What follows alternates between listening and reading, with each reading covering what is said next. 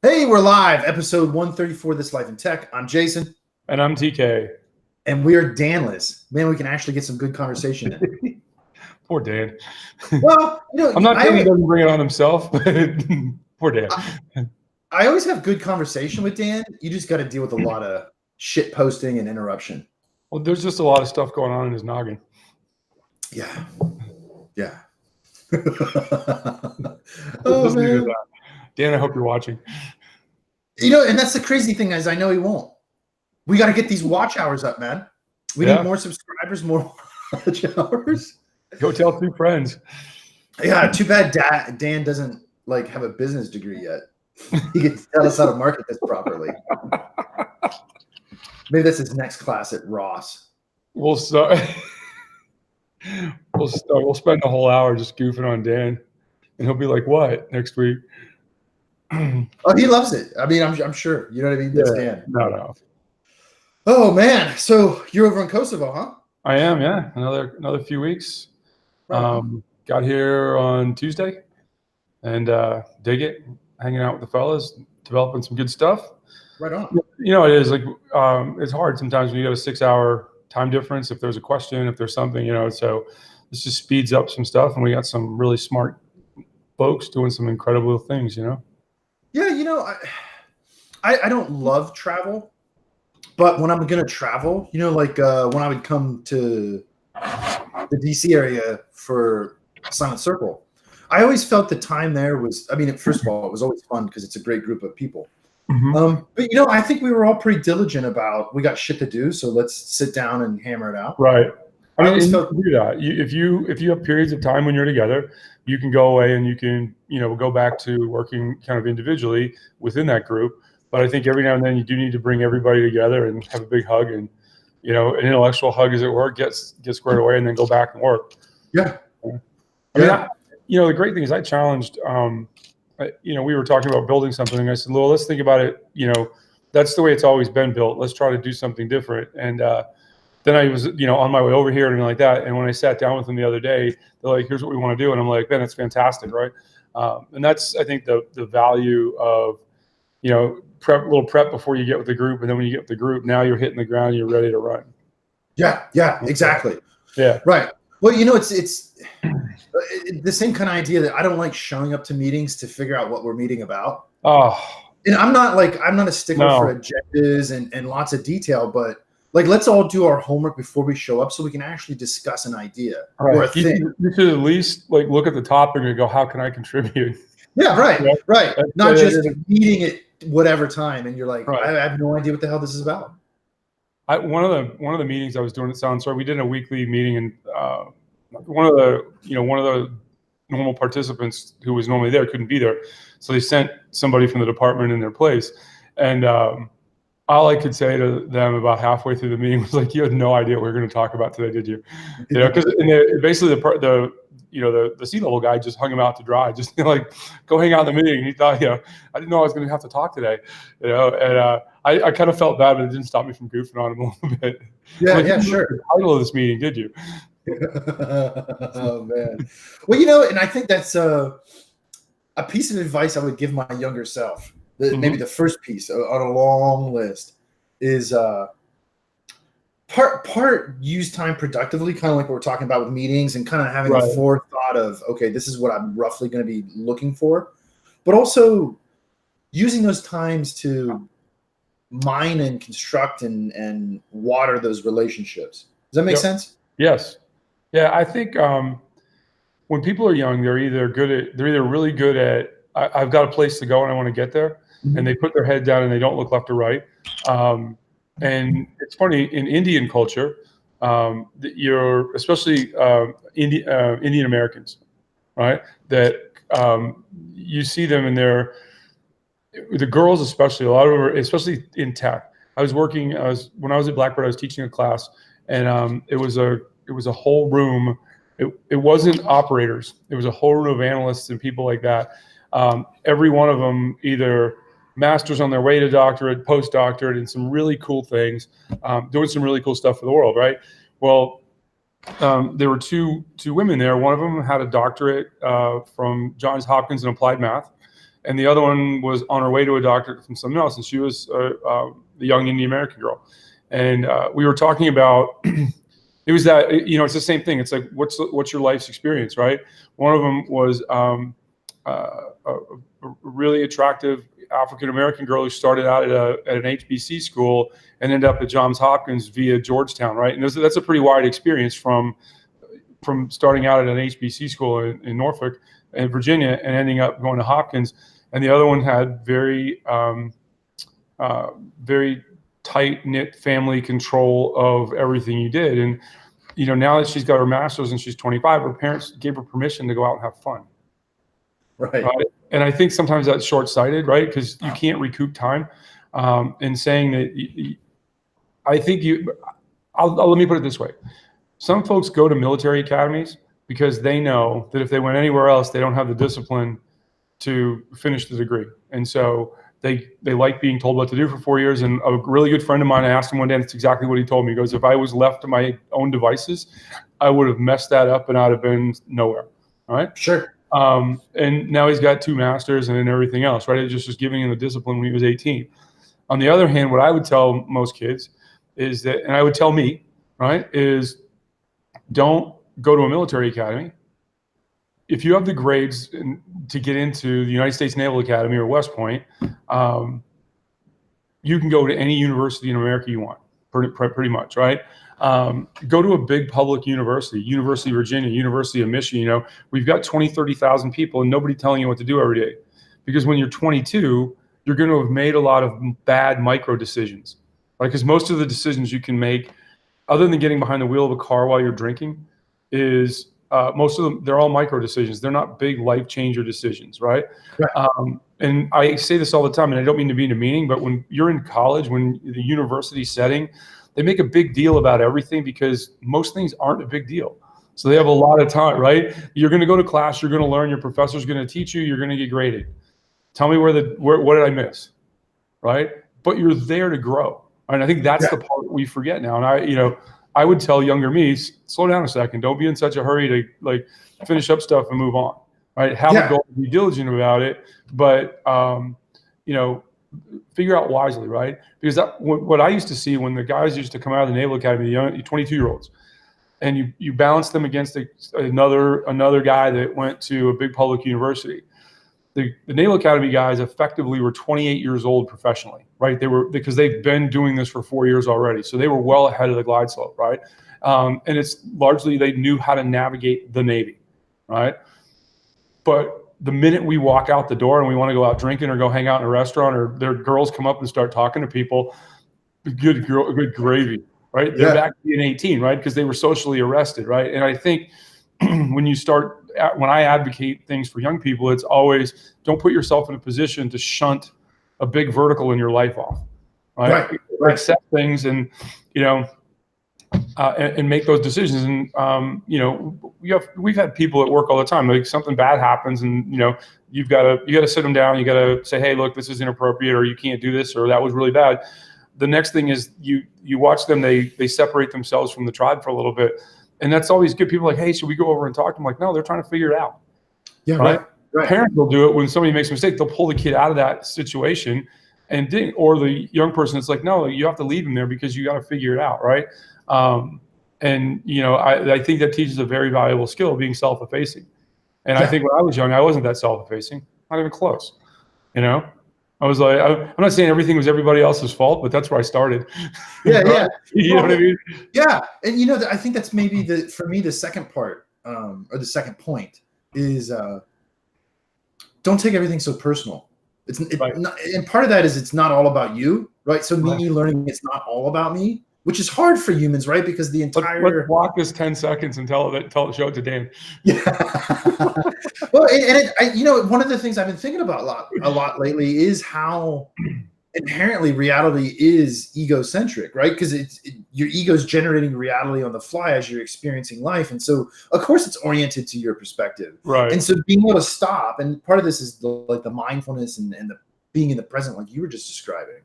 Part of it, I think, is being able to step outside of that, like in a meta context, and look at it and taking the ability to sit down and incorporate feedback, whether it's positive or negative or whatever, right? Right. And just realizing that on the other side, everything happening isn't about you. Yeah, it's like a double-edged sword. Yeah. I had, and this is, and actually, I was going to reach out to a mentor of mine yesterday and tell him to watch the show. But when I was a young frogman, I was out of hand, right? 24/7, either at work, out of work. I was just out of hand, right? And so I got paired up when we would combat dive with the officer in charge. He had been a former enlisted guy. He's a little bit older than me, and great guy. His name is Ed, and he's just an amazing human being. And he would tell people, and he told me this years later, and it actually changed kind of how I looked at life later in life, because I was like, you weren't ready to hear it when you were 24, right? Yeah, right. And, but he said, and every time in life I've made a mistake with people, it's because I didn't adhere to this one principle. He said, look, when you walk into a social situation, stand around for 5 or 10 minutes and try to figure out who the idiot is. If you can't, it's you, and adjust your evening accordingly, right? And I think, young folks, myself included at the time, you have so much that you think you want to say and that you can contribute to the global conversation, whatever that is, that you want to run into the middle of the room and be like, hey, listen to this, it's the greatest idea ever. And then you start looking silly and be like, no, we thought of that. You just haven't had enough turns of the earth to figure it out yet. Yeah, yeah. Well, and at the same time, at least speaking for me, right? I don't know that even as a young person, I had an issue with speaking too much and not listening. I did. I kind of have the opposite problem, which is I probably don't talk enough, or I don't talk enough in the right situations. Probably the better way to say it. But for me, that ties back to like I have this eternal struggle, like maintaining relationships with people, and it's not because I'm a heartless prick. I'm not. I'm pretty emotional. I've never really developed the skills. I have a good idea why that is, and that's another long podcast. But you're going to be on a couch the next time we talk about that. I've been on the couch, man. See, that's another one. You're going to be a bicycle in the background. It'll just be you later on. Well, maybe you know this story. I think I told Dan this one time too, man. Years ago. This is around the Silent Circle time. I got really interested in why I think some of the things I think, and certain that kind of shit. So I deliberately sought out a psychotherapist, but that specialized in like Jungian regression and guided meditation. So it was more like a shaman. You know what I mean? Right. That's where some of that funny story comes from. Man, I saw this guy for the better part of 1.5 years. And I would just go sit in a chair and meditate, and he would guide me through visualizations. And it was transformational. It really was. Had I done that earlier, I'm not going to say I'd be better, but some of the things I would have figured out probably a little sooner. Right. I think everybody that goes out, and if you aren't when you're younger, and you should as you become older, become more self-aware. Mm-hmm. I think one of the few young people I know that's really self-aware is my son, right? And he's incredibly self-aware for a 20-year-old, and I think that's a gift, right? That most 20-year-olds don't have, right? I think by design, it's things we're designed to roll down the road and get after it. And then you start growing, you start going, well, okay, I'm taking care of me now. How do I look around? If you don't have some sort of base problem with you, you start looking around and go, well, my job is now to help other people. Right. I was meant the same way. I do a lot of yoga, and I've kind of gotten out of it a little because I'm traveling a lot, but I do a lot of yoga. And when I really got back into it, there's a class called Dharma yoga. And in most hot yogas, you hold the positions, I don't know, for 3 or 4 breaths. Well, sometimes here you'll hold them for 10 or 12 breaths, and it becomes a whole new exercise in suffering sometimes, right? Yeah. But I felt like I was fighting it. And then there's a monk. He's very famous. His name is Don Dupani, and he's called the Monk with the MacBook. And he talks about breathing, and he says when, in his words, because he calls going into the monastery going to monk school. He's like, when you go to monk school, the first thing you learn how to do is breathe. And he goes, sometimes that takes people up to 1 year to learn how to do. Right? And I can't think about that. Like your whole existence, when your job, aside from any menial tasks you have, like keeping the monastery clean and doing everything else, is to figure out how to breathe. Right? Something that we take for granted every day of the week. Yeah, that's right. And so I started listening to him. He had like a 24 episode series, and I listened to that. And the funny thing is, it was like he said it was going to take 12 weeks. Well, all the videos are up there posted. I'm like, I can cruise right through this, right? what he would do, because he's a lot smarter than I am, is he would basically only allow you to do 2 every 7 days. Like the system was locked out. And what it did is it forced you to start practicing. And when I first started, you talk about busy mind and kind of centering yourself and I think helping to try to make you a better person, I could only do it for 5 minutes. I'd sit on the floor. I'd put a set of Bose noise canceling headphones on so I didn't hear crap from the neighborhood or anything. And I'd sit in my office, and 5 minutes later, I'm like, squirrels, what's going on? And over time, I got that to be about an hour, right? Which is really what he says is a good time to do that.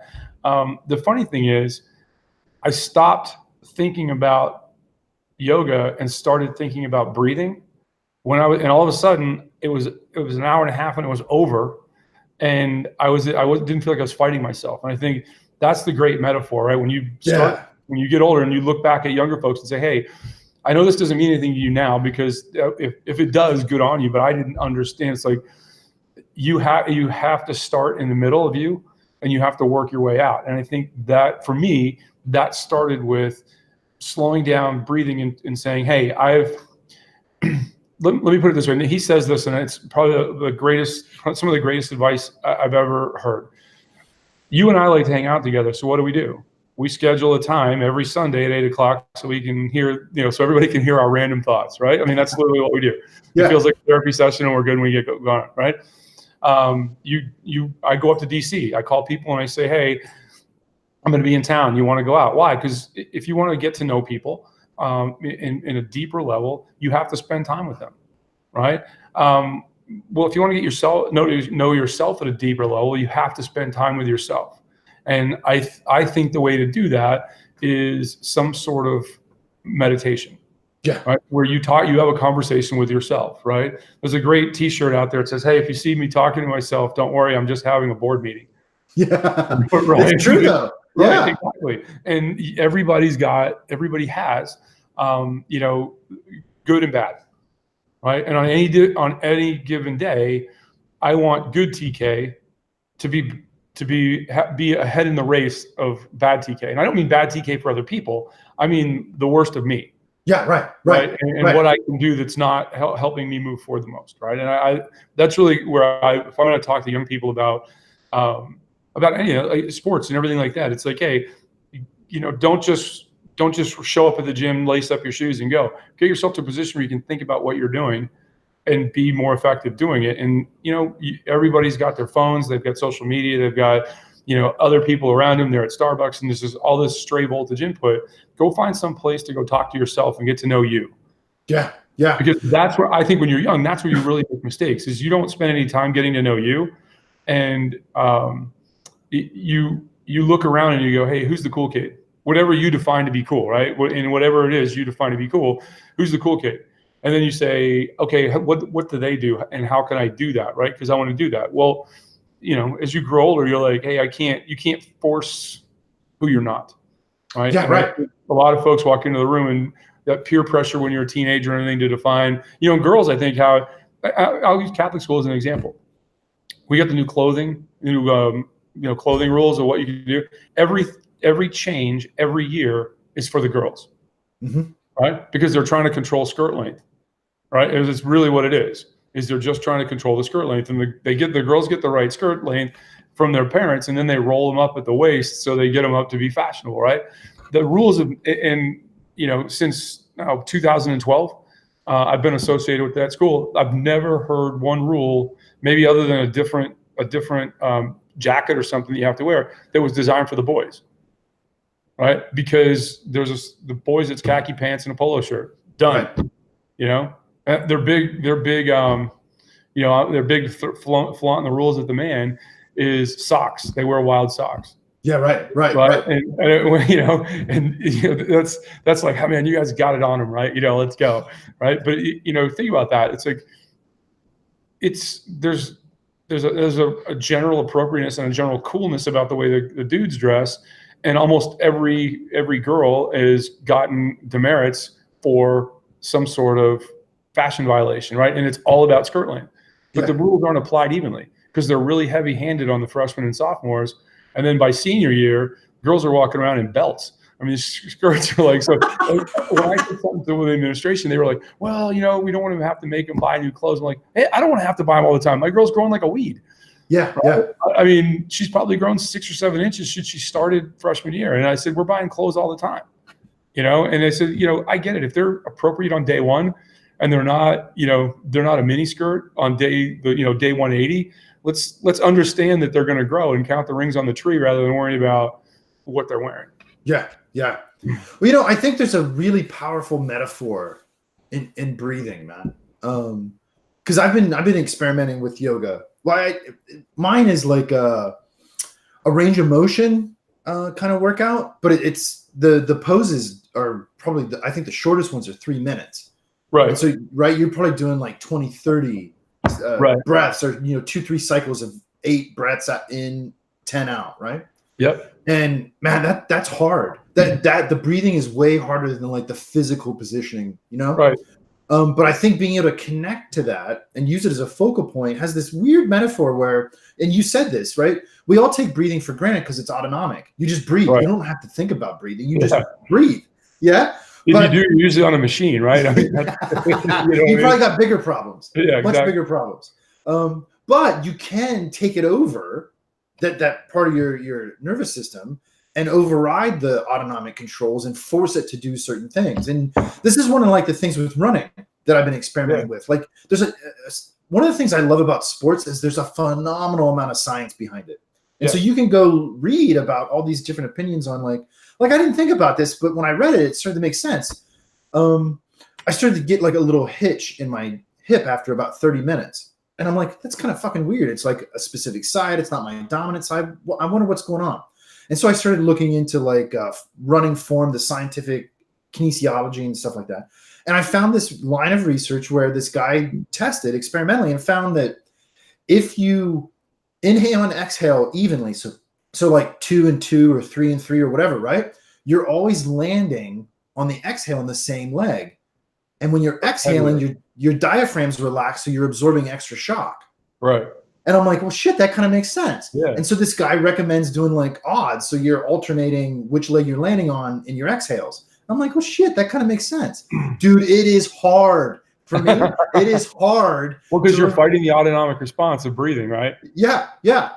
And it's really hard to do like 3 and 2 or 2 and 3. And I'm like, dude, this is way harder than actually running. It's if you tried to chew a piece of gum at the same time while you're thinking about forget about it. Yeah. I stopped carrying water bottles on these long runs because I'm like, I ain't drinking it anyway because I'm so focused on trying to breathe. But I'll tell you what though, man. You tell me what your experience is. I'll do like 2 or 3 weeks every morning, at least 15-20 minutes of this 3-4 minute pose, right, range of motion stuff, right? And it has a distinctive positive effect on my mental outlook for the entire day. Yes. Right? And then for a week I'll deliberately not do it just to see what happens.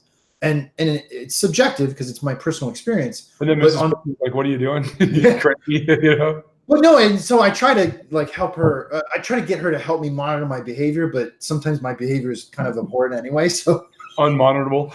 Yeah. Well, it's just I can be eccentric, right? Anyway, so not me. I'm like pretty much middle down the road.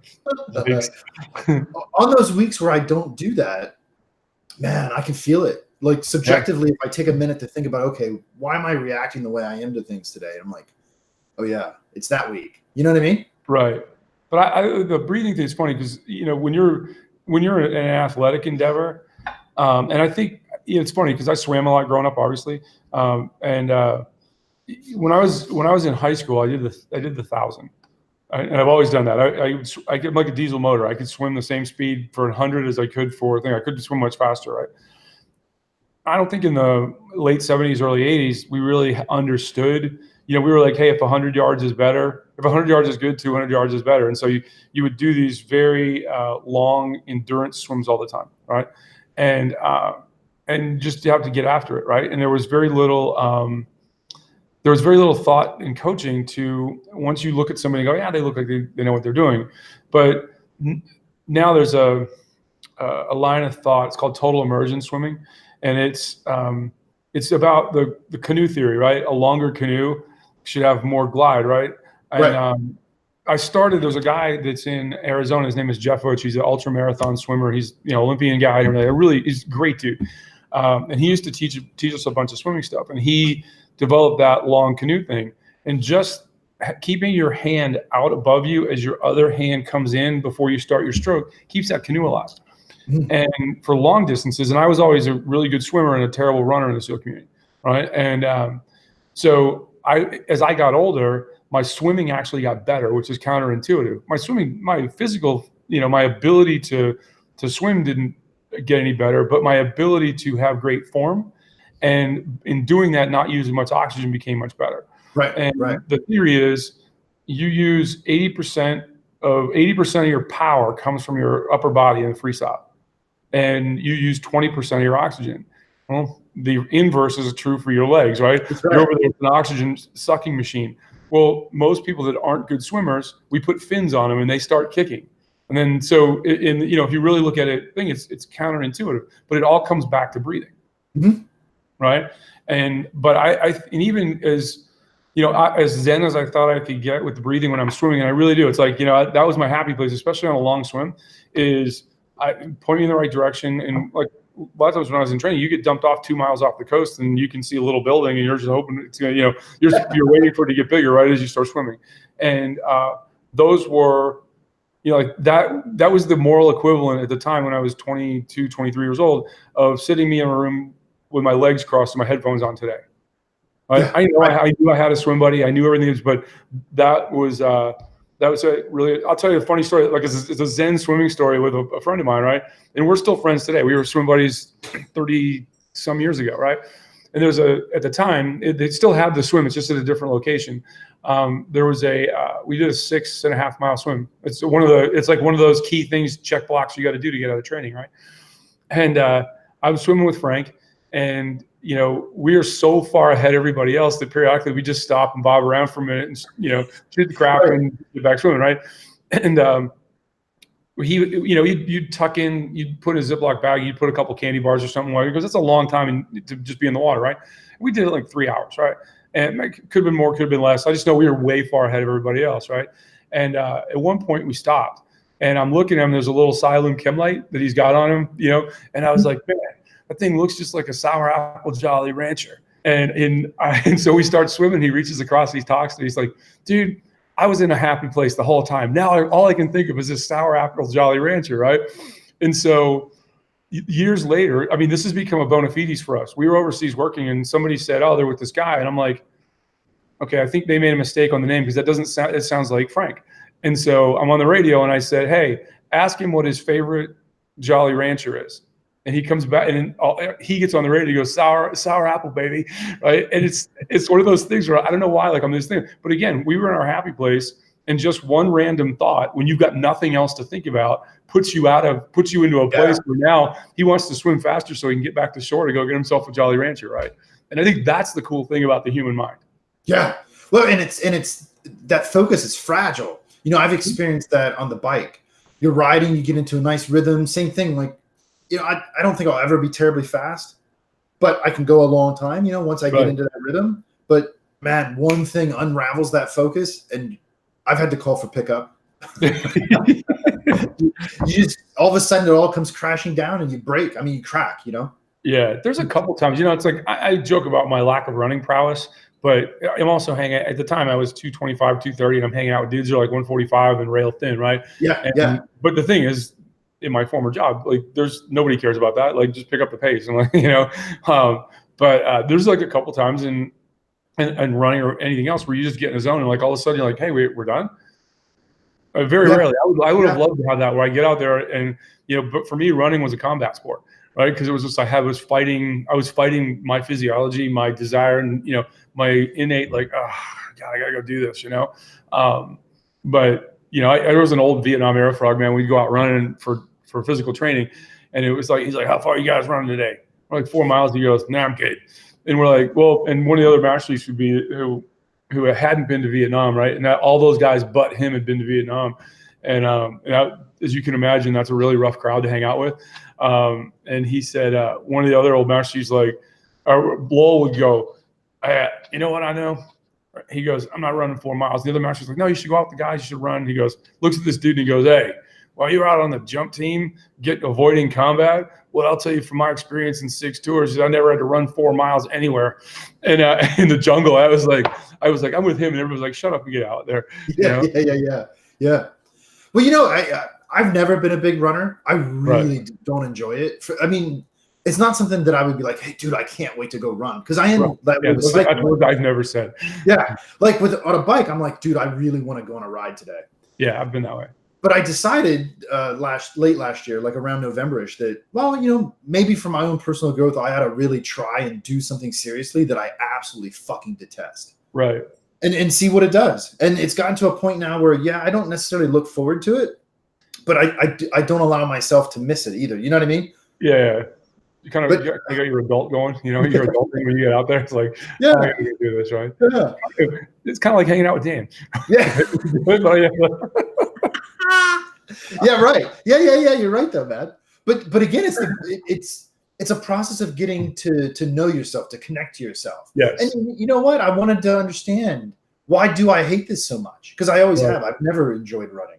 I mean, again, you go back to what would you tell young folks, right? And I think that's a great thing, is like, don't be in a hurry, or be in a hurry to get to know yourself. Don't be in a hurry to get to go somewhere, because you look at sales, like the best salespeople are usually, they're pretty self-aware. Mm-hmm. Right? Once you're self-aware, then you can ask somebody, you can walk in and say, hey, tell me about you. Right.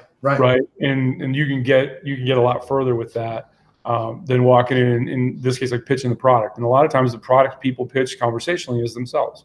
Yeah. Right. Yeah. And it's human. It's people like, hey, what do you do? And social media it fuels some of that behavior in a very, very odd behavior. Right. Mm-hmm.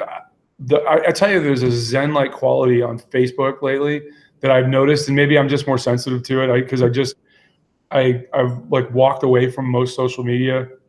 I don't have time. Right. It becomes this big time sucker. Right. Where it's the art of the humble brag. Yeah. Right? And there are some people that are, I'm like, bravo. I'm like, you took your kid like sitting on the bench on basketball and turned it into this Zen-like story of survival and things like, you get to the end of it. I'm like, oh, they had a basketball game today. They played soccer. All right, I'm sorry, I was taken aback. I was on like waiting for the guy with the deep voice that always is like in a world at the beginning of the movies. That's where I thought I was at, right? But that is, what's your tribe? Yeah. What does your tribe demand of you? And if you think your tribe, which in social media, if you think that tribe demands of you a response or output all the time, it elicits that behavior. Yeah, it's the whole FOMO thing. Mm-hmm. The difference between FOMO and JOMO. I'm to the point now where I'm JOMO all the way. I get the joy. I'm like, nothing's going to happen over there. If it was really important, somebody would be like, hey, you can't miss this. Right. Yeah, right? Exactly. And it's that, when you're younger, you stay out till the ugly lights come on because you're afraid you're going to miss something. Mm-hmm. Right? And now you're like, I got to get up. I got to do something tomorrow. Right. Even if it's just like sit in the corner and breathe for an hour. I got to do something. I don't want to be a complete knucklehead when I'm doing it. Right. And so I think that, the fear of missing out as you get older dwindles in most people, right? Because you're more in touch with yourself. It has nothing to do with the rest of the world. You just start to go, hey, I know me better. And I'm more comfortable spending time with just me. And in fact, I prefer it. Well, I agree. And I think this is actually one of the good sides of things like social media, if you learn how to use it correctly. And I was thinking about this the other day because the new season of Stranger Things came out. And I haven't even finished season 1 yet, but I like it because it harkens back to when I was growing up in the early 80s. Yeah. And as a kid, if you wanted to watch a TV show, your ass better be ready to watch it when it starts because there's no replay. There's no recording. Point viewing. Yeah. And the fundamental nature of the world is different now where everything's consumable on replay. Yep. And sometimes it's actually better, because like you don't get commercials on Netflix. Oh, no. I watch Billions. Right, on Showtime, I watch Billions. It's the only reason I got the Showtime app is because the show's there. A friend of mine works on the. She's very interesting job on the show because it's a side thing. So when they're in Billions, obviously it's hedge fund managers only, so it's a lot of wealthy people. So they're always in these upscale condos and big, huge homes in the Hamptons and things like that. Her job is to go out there and like when they're panning around, if there's artwork on the wall or there's things that they would have to attribute, she actually reaches out and where available calls every artist and makes sure that having that likeness of their work is okay. Oh. And if not, they got to take it down. I just think it's really cool because think about how many interesting people you meet that are unbelievable artists and artisans and stuff like that. That and you have to say that, right? Yeah. But I consume. They've slowed down. For the first season, they punched it all out in one shot, and then 2 days later, I was done. I was like, and I'm done. But now they slowed it down a little bit, and it's fine. Or there's a show on Amazon called Jack Ryan that I like. It's from the Clancy novels, and really well acted, really well thought. It's not too over the top with the violence and the superhero stuff, and so it's I enjoy the show. The season was only 8 episodes, and they were coming out. Yeah, but it was only 8 episodes, and if you would go out and like now the new season's coming out, if you go out on social media and look at the comments on the blogs and stuff like that, there are people who are like, there better be more than 8 shows. Like you can control that, right? Because you get used to that 12 to 14 episode binging, and I don't, in my mind, and I could be wildly incorrect, I think this whole binging thing started like with House of Cards, and then shows like that, right? I think House of Cards was like the first really when people started to binge it. Or maybe that's just when I kind of got into the scene, and once again, I'm late to the party on some trend, right? No, I think you're right, because my memory is that's around the time that Netflix really went deep into producing their own series. Because you had Orange is the New Black, and a couple shows like that, and they all came out around the same time. Right. And I think Netflix saw the behavior of how people consume that. And now it drives it. Cable, or do you guys have? Okay, yeah, we're the same way. We got rid of that, and especially with the kids. The kids they consume it when they want to. And they've grown up that way. They have no, there's a little restaurant in Virginia Beach called I think it's Zeke's, and they do like poke bowls and stuff like that. But the setting of the restaurant is all 60s and 70s. Telephones, remember your grandmother probably the big console record player, right? Yeah. It was a piece of furniture, and that kind of thing. They have one of those. They have a rotary phone, a typewriter. When my daughter was like 6 or 7 years old, I took her there for the first time, and she dialed the call. She's like, "What a pain in the behind this is," right? That kind of thing, And when we were kids, like if you wanted to have a private conversation, you better have that big 34-foot spider cord to drag it. That's right. Tuck it under your bedroom door as you go to sit there, right? And would I want to go back to that? Absolutely not, right? My question would be for people watching television shows. Like when I was a kid, I think the big comedy in the mid 70s was Happy Days, right? Yeah. And you'd be there, but you'd be there with your whole family, right? Right. And so what is that dynamic, right? And because my father was very strict about everybody's going to be at the table at dinner time. So much so that if he didn't see you running home after his station wagon went by, he'd lock the door, right? Like, apparently he didn't want to eat this evening, that kind of thing, right? Right. And by the way, that you only have to do that once when you're 14 or 15 and wanting to consume everything in the house, right? But really, what does he do? He would say, "Hey, what do you guys do in school today?" And the answer math was not enough, right? You had to get into it and you think, and there was a conversation back and forth. And I think that's all part of helping people become functional humans. Yeah. Right. Yeah. Where do you fit in the tribe? What are you required to know? Like, how do you explain yourself and how you explain your day? All right. Yeah. Well, and I'm glad you brought that up because it connects to an idea that you started with, which is like the point of university. And I've been having this conversation with my colleagues at High Point because we're trying, as a new department, trying to figure out, what do we want to be and what do we want to, what's important and what do we think is important for students? And so a few of us have this idea that the point of this really should be to help you grow into being a better human from young adult to adult. And it just so happens you'll do it using the context of these degrees, computer science, but that's not a means to an end in and of itself. I mean, I can't make a software developer. You have to do that. Right. What I can show you is how to take all this information and make you a better version of you. And don't worry about a job. At that point, you'll become inquisitive enough to really enjoy what you're doing. But here's the other thing too: even if they're not, but if you make them aware, they'll find the right path. And, Right. because how many, and we've talked about this before, especially in a university setting, just the expense of university now, kids are less prone. You're actually, let me say this a different way.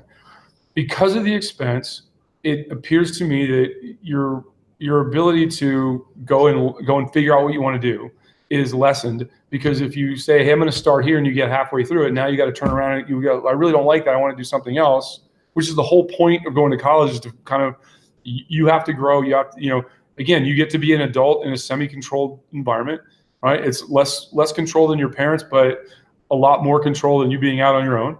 Right. And you're trying to find out I'm 17, 18 years old. What am I going to do for the rest of my life? I'm doing computer science. Why? Well, because, the average person makes $116,000 a year. Okay, stop. Right. Yeah. You're killing me, Holmes. Right. And then, you got to add another semester, right? How much is that? Right. And I think those factors, I mean, when I went to college, all in at the University of Massachusetts, food, board, tuition, the whole 9 yards was $6,000. If I had to go an extra semester or two, whatever, nobody cared. They're like, yeah, figure it out. Get in there, lad. Yeah. Well, I mean, and I went to a private school, and it was certainly more expensive than Ohio State or Kent would have been, where some of my friends went. But man, I switched a little over halfway through. Yeah. I started biology pre-med, and I got halfway through, and I'm like, I could be a field biologist, but I don't think I want to be a physician anymore. And and I just got burned out, and I either was going to go to the Navy, because the vast majority of my friends went to the military or stayed in a factory. Only a few of us, a handful of us went to. I always know, my observation is, and again, it's not quantitative at all, is there are a lot of folks from the Midwest, from the Rust Belt in particular, that join the Navy. Mm-hmm. Right? If you go into I think if you look into the Army, it's a lot more Southeast, mm-hmm. And then the Marines right now, I think they're predominantly Hispanic. I think they're the largest segment of their population is Hispanic, and in the Air Forces, they kind of, being as small they are, they kind of fit. But that to me is like, okay, well, how does that? Is it because you didn't grow up near the water? Well, I don't know. It's a really good question. Like, I don't know what the answer is, right? I'm not talking about for people that want to do, hey, I want to do something specific. They're like, hey, I just want to join the Navy, and then get a skill, get a trade, and everything like that. And they kind of just show up on the front steps of the recruiter, and what can I do? Right? Yeah. They start the process of testing, and they're like, well, here's the things we think you have the aptitude for. And then the other side of that is, here's the things the Navy needs right now. Yeah. And so. And that's how we did it. I mean, This is maybe an interesting story, at least to you. There was a group of us, maybe 5, 6 of us, and we didn't know what we wanted to do. And some of us thought maybe we'd go to school, but we had because none of our parents went to college. Right. So nobody really knew what that meant. I mean, you were aware of things like Ohio State and Michigan and big universities. And for us, Kent was a big school in the northeast part of Ohio, Kent State. And you're like, well, okay, I could do that, but it just didn't seem real because you had no idea what it was. Mm-hmm. And so one day a group of us went to the recruiter in the town square. Yep. And it just so happened the Navy guy was there. I don't think the Army guy was there. The Marine guy was there. And we talked to him. And a few of my friends were like, well, shit, I'm going to go do that. Well, I think we were like sophomores maybe in high school. And one of my friends is still in. That's awesome. He's a pilot.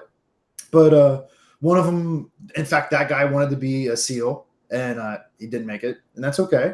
Yeah. A couple of us thought maybe we'll do it too. And so we got to our senior year, and a couple of the guys signed up and did all that jazz. And I'm like, I guess I'll go to school. I still don't even know what that means. And I went, and 2 years in, I got really burned out. I took way too many credits. And this is part of learning. And this is what I like about what you're saying, is because of the cost, I had the ability to make a serious error. I mean, that's a 2 years. I mean, because at the end, to kind of cut forward, I only needed one class, and I basically finished a second bachelor's. That's how much biology I had done. Right. And I'm like, dude, I'm burned out. I can't do this. So I went to talk to the recruiter, and of course, it wasn't the same guy, but they had my file, and they're like, oh, yeah, you can go do this, this, and this. And the day before I was going to go take my physical and all that jazz, I'm like, dude, I'm already like 2.5 years in. I'm better. I should just finish. They weren't happy, but. Well, yeah. Recruits are a commodity to a recruiter, right? They're not, you're a number, right? The worst thing that can happen is that you fail basic training, because then he doesn't get credit for having put you in. Right. And that's, and it's funny because a lot of people don't know the recruiter's job is to sell the Navy. It's to sell the idea of the Navy. It's not to sell you on a job. Right. Everybody goes, I want to do this. And they have to kind of dance around that because there's another guy, once you go take your physical and you take the ASVAB, the aptitude test. And one of the reasons they don't sell programs with the recruiters is because largely they don't know whether you're smart, illiterate, somewhere in between, or have an aptitude to do a certain thing. So they don't want to go get you all hyped up about doing one thing. And I think that's a very positive way to get people. It's like, hey, what we're doing is a lifestyle, right? And it's certainly not for everyone. And in doing so, how would you like to contribute to that tribe, right? And we think you'll be good at this based on a number of factors, right? And where I don't know where else you kind of do that, right? It's not like somebody sells you on the idea of Google and then you go for an interview, and that, you know what I mean? The battery of interviews you have to go to work at Google, right? And so I think for what you're asking folks to do when they want to sign up for the military, especially if they want to do like combat arms and stuff like that, is you're trying. I think it's a very effective way to do it. Is to say, hey, and I think the best people in human resources, recruiting, whatever it is, they're self-effacing about it, right? And they're like, hey, this is great. You're going to work your behind off, right? You're going to do some things you really don't want to do early on, but it's part of the growth curve, right? And I kind of talking to your younger self again, I think one of the biggest mistakes, like I would have to hope that, there's a conversation about this in the military now, but I always thought it was funny, like you get to be senior and, everything's got to get done, right? Where, everything, if you're on a ship, everything from, scrubbing the toilets to making sure all the electronics works and everything in between, right? And launching an aircraft or whatever it is, right? And when you show up and you're in the tribe and you're new, you might have gone to some sort of workforce training, like, we call them A schools, right? In electronics or welding or whatever. But when you get there, just enough for how to take the stuff out, let somebody use it and put it away in a lot of ways, right? And tasks are oriented by experience, right? An E2 can do this, an E3 can do this, especially with electronics and stuff. And they have these little cards, and you get the card. The first thing is, here's the task, here's how long it should take, here's all the tools you need, and then in plain English, here's the steps on how to do it, right? And I think it's an ingenious way to do it, right? But there's a tremendous amount of housekeeping that takes place on a Navy ship. And one time I heard, the young kids, 18-year-olds, were being asked to clean the bathroom, right? And you're basically cleaning up a public restroom, right? Is really what it is, right? Because that's a better words, like, and so it's literally a bad task, but it has to be done, right? And this is it's the worst statement I've ever heard from somebody that's senior to junior. One of the kids, and he's like, hey, why do I always have to clean the toilets? And the guy looked at him and goes, hey, when I was in E2, I had to do it. Well, what does that mean? Why? Like, and I laughed, and we're both the same rank, and I laughed at him. Probably, I was not laughing at him. I heard the statement, and it was humorous to me because I just thought it was so wildly non-preparing of that person for thinking. He's like, all right, tough guy, what would you have said? I would have said, look, there are so many things we have to do today to be done, right? And my job is to say, I want to, A, take all the people that are really good at a certain skill and put them there so we can be done quickly. And then B, take the people that already have some knowledge and move them forward. Right now, you don't have all the knowledge I need to do this quickly. So in the middle of the day, this is why we run training, this is why we do this. But right now, in order for you to help everyone be completed so we can all move on, I need you to do this. And one of the other things is, how do you do menial tasks, right? If you approach them with the same joy that you approach doing something you like, you're now putting yourself in a different position as far as who I'm going to assign to things. And by the way, if you take the tough tasks and do them well, everything else in your career and your life will be in place, and it will make you better. Another thing I would have told myself when I was a junior guy, right? And I think that, getting that point to where, hey, I had to do it, so you have to do it, is the silliest thing on planet Earth. It just, and if for no other reason, then you can't raise your kids in the world that you grew up, because we no longer live in that world. Yeah, right. Employees or anywhere else, right? And I think that when you really look at it, And I'm a lot more relaxed now. And I don't think it's because it's my second child or anything like that. I just think I'm in a place to where, like, you know, I would say it's like it was rough on my son when he was growing up because I wanted things done a certain way, and he's just not like that, right? And I think I hope I'm better, but I know I'm certainly different about how I approach, whether it's discipline or advice or anything with my youngest, because I'm looking at it and going, hey, she doesn't live in the world I grew up in, so how can I raise her like that? And I think I'm doing a better job. I mean, time will tell, right? I mean, but you know, and my son, like I've always said, he's an amazing young, you know, 20, soon to be 21-year-old, going on 30, right? For, like, emotionally and everything like that. And it's amazing to me, right? That I think because I think very few kids are wired that way at that age, right? And I you know, I don't. Sometimes I'm like, if he asks for advice, I'll give it to him. But I'm like, you know, you're much more squared away than I was when I was your age. Maybe I should be talking to you because you got it figured out a little bit more, you know. Well, you know, and on that note, I think another thing is, I wish I had figured out. I shouldn't say I wish. Something I would tell my younger self, or tell any young person, is like take the concept of an argument or a debate, right? And we get, like, politics are like this right now, where we have a perception that it's zero sum. There's two, and only one can win, and it's exclusive. And life isn't like that. Like, life in the lowest way. Right. Life is not binary, right? Right. And so I spent a good part of my youth, especially in my 20s and early 30s, thinking that discussions were zero sum. And fuck it, I'm winning. You know what I mean? And somebody we know still thinks that way. And once I started to wrap my mind around the concept that in order to be productive, often you have to go to where the other person is. Right. And this notion of every mind is like a little planet.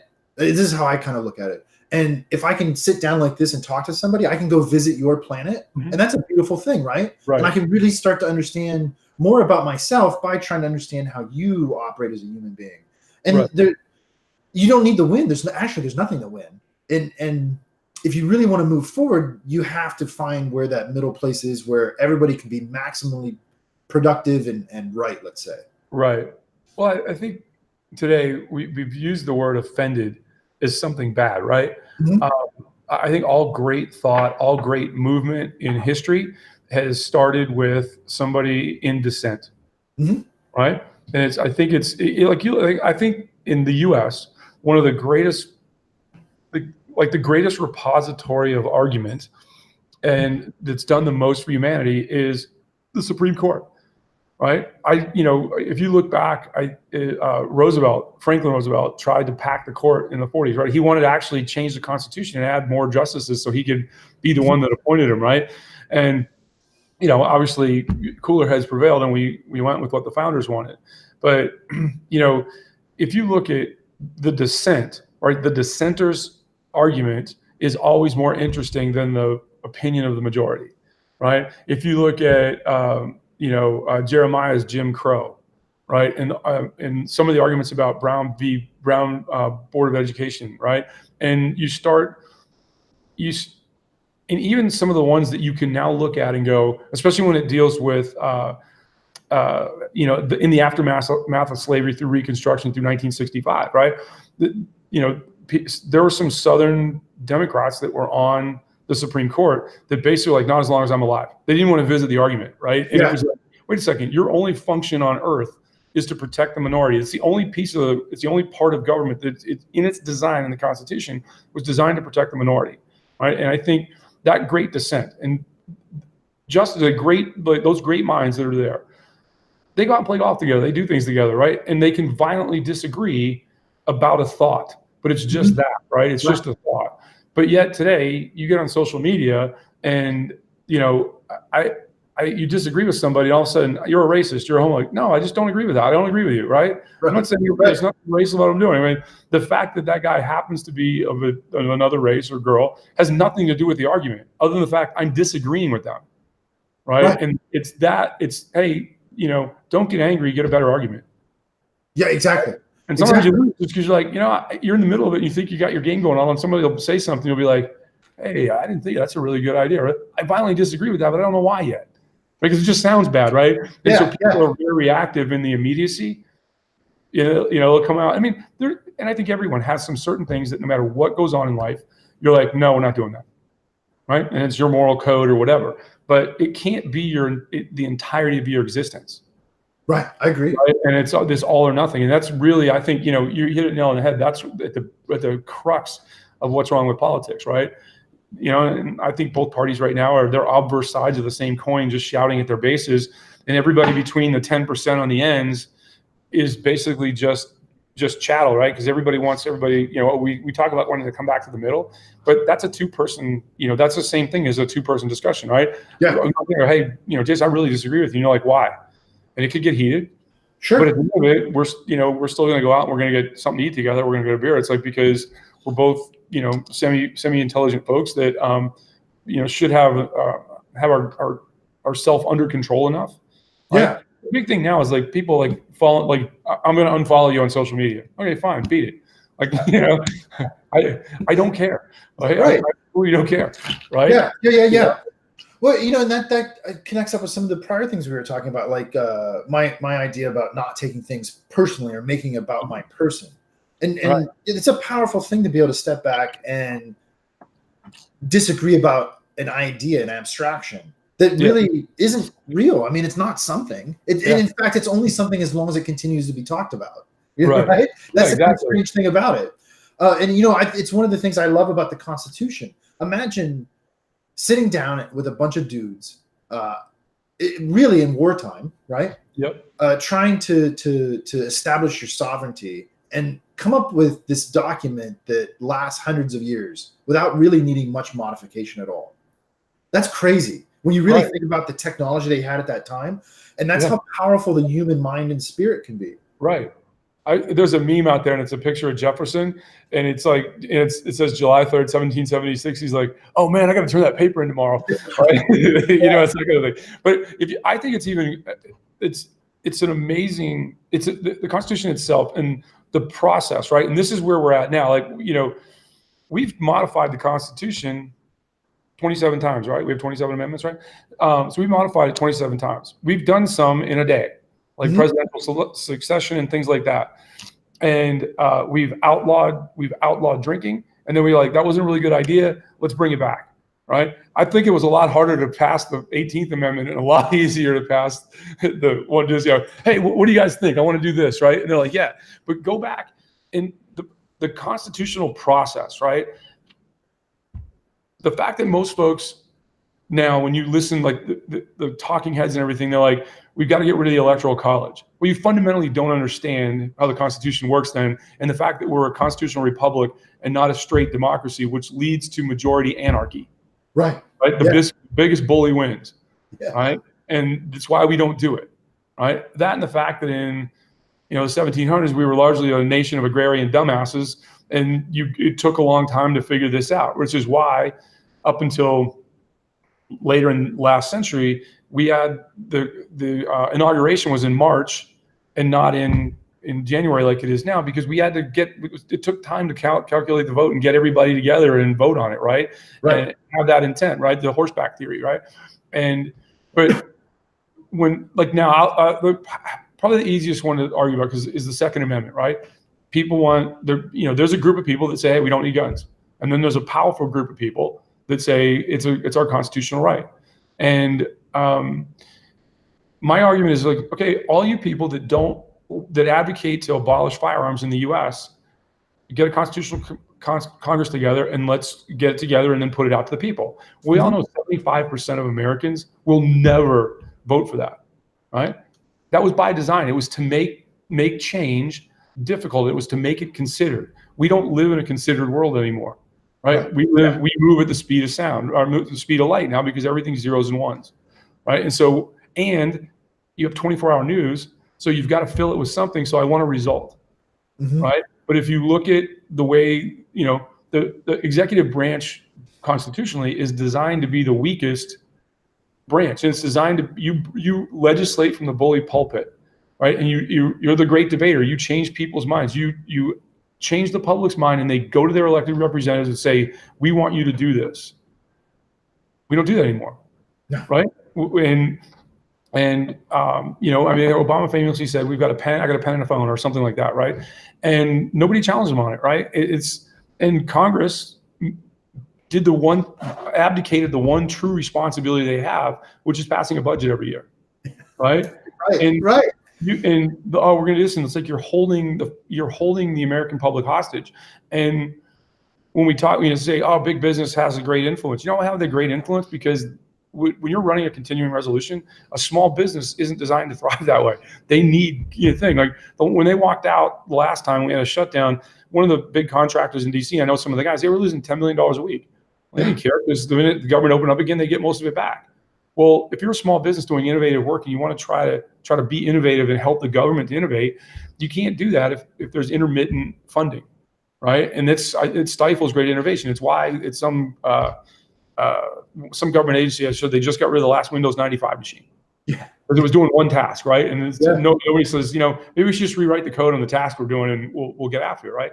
But the Constitution is a beautiful document, right? And we're just like everything else. If I don't like something about it, I'm going to disparage the person, right? So now we go after the founders and they do this. And again, you want to say something about the founders for being slave owners. Well, while today we have a different conscious view of the morality of that, it was a reality, right? Right. They and more importantly, they weren't breaking the law, right? And put yourself in the 1700s America, right? It was what was done. And you look at them, you look at the founders, and they were of their time, right? Yeah. And to go on a campus and want to pull all the statues down now, it's like, hey, I'm a big believer in let abhorrent stuff be a reminder, put it in the middle of the room, right? If you didn't like the Confederacy, don't tear the statues down, make everybody look at it and contemplate why that guy was up there. Yeah, right. Are we going to change Fort Pickett in Virginia to a different name because General Pickett was from the South? I mean, Robert E. Lee famously said, as he fought the internal battle, I should say, of I'm an American general and I'm a Virginian. And think about how, like, we've, to a certain extent, I think probably my parents' generation or their parents were the last, you get it now. Some people, like, Texas is a big one. Oh, I'm a Texan, right? And then you go in the Texas State House, it says the Republic of Texas on the State House floor because they still have the same text, and they would like that some days, right? And that's okay, right? Because everybody has to. It's part of the tribe. But General Lee famously said, if we could lay down our arms and not have this war, if I could free every slave to not have this war, I would.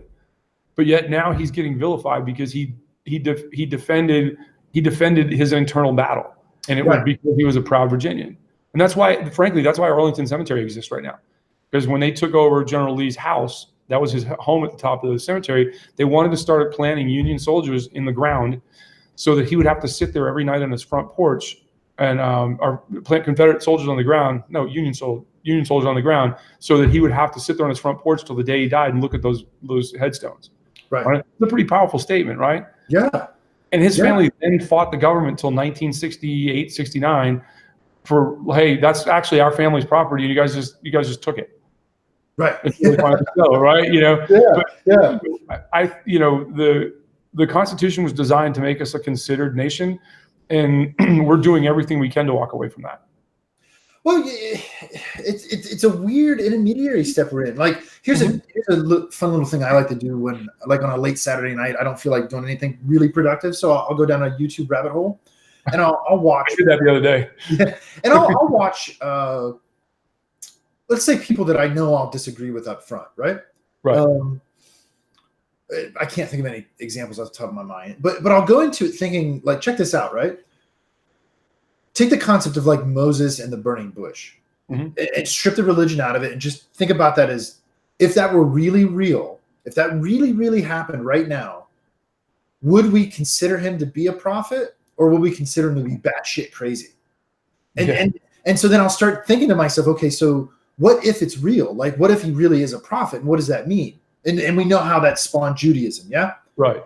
And okay, but what if he's batshit crazy and it's not really real? What does that mean? And I'll go down these rabbit holes with these people that are spouting maybe it's nonsense, maybe it's not, but that's what I'm trying to figure out is, okay, so if it's not nonsense and it's really real, like, are they that fringe that's breaking out of the status quo, or are they really just batshit crazy? You know what I mean? And sometimes, dude, for me, it's hard. It's hard to tell, like, could this be something that's just outside of normative for me? And so, you know, maybe I'll never agree with it, but that doesn't mean they're crazy either. Or are they just crazy? Right. And, you know, not to get off on a religious tangent, but you look at the Bible, and I think, like, my father he would read the Bible all the time, but he looked at it more like this, more of like a historical perspective, right? Written by many men over time, and it's like, and kind of navigated some of the religion and said historically what was happening at the time and how did people do that, right? But, you know, living in Virginia Beach, we're the home office of Southern Baptists, and they have some very interesting opinions, right? Yes, and, man. you know, I just, some of them they're not even, like, I can't even imagine telling anybody else about it. You just gotta go, wow, when you walk away, right? But this concept of, you know, you have to follow the book explicitly, right? And I've been told that, you know, Catholics don't know the book. Like, they're arguing over who knows the Bible better, right? It's like, you killing me, right? We're all, you know, in that context, you're all Christians. Like, it's just what flavor of Christian, like what building you walk into, but we're all Christians, right? And I finally just said it was one of my kids' teachers one time, and this is when they were little, and it's a 23-year-old telling me, you know, some first grade teacher telling me how to run the Bible, how to run my family via the Bible. And I'm like, first off, Leviticus said, I can stone you because you're a whore, because you're wearing makeup, you're a painted face. And her eyes were like this big. And coincidentally, the last time I was ever at the parent teacher thing, right? And I was like, you know, they had a big football team. I'm like, so can we not play football anymore because the touching of the pig is unclean? Right. And so there are a lot of things that are said in the Bible. And it said, as you know, in our family, we would, if I'm going to label myself a certain type of Christian, it would be New Testament, you know, loving God, right? Not scaring the Jesus out of people, right? Which is, you know, you got a first grader showing up and she's like, God's going to kill. I'm like, hold on, everybody reel it back in, right? And but that's, you know, it's different. And you know, because the kids have gone to Catholic school, religion, there's certain humor about it, right? Some of it's based on the teacher, and you know, the kids will make fun of it, but it's intrinsically in them, because in order to really make fun of something, you have to understand it. Yeah, right. You have to know it, right?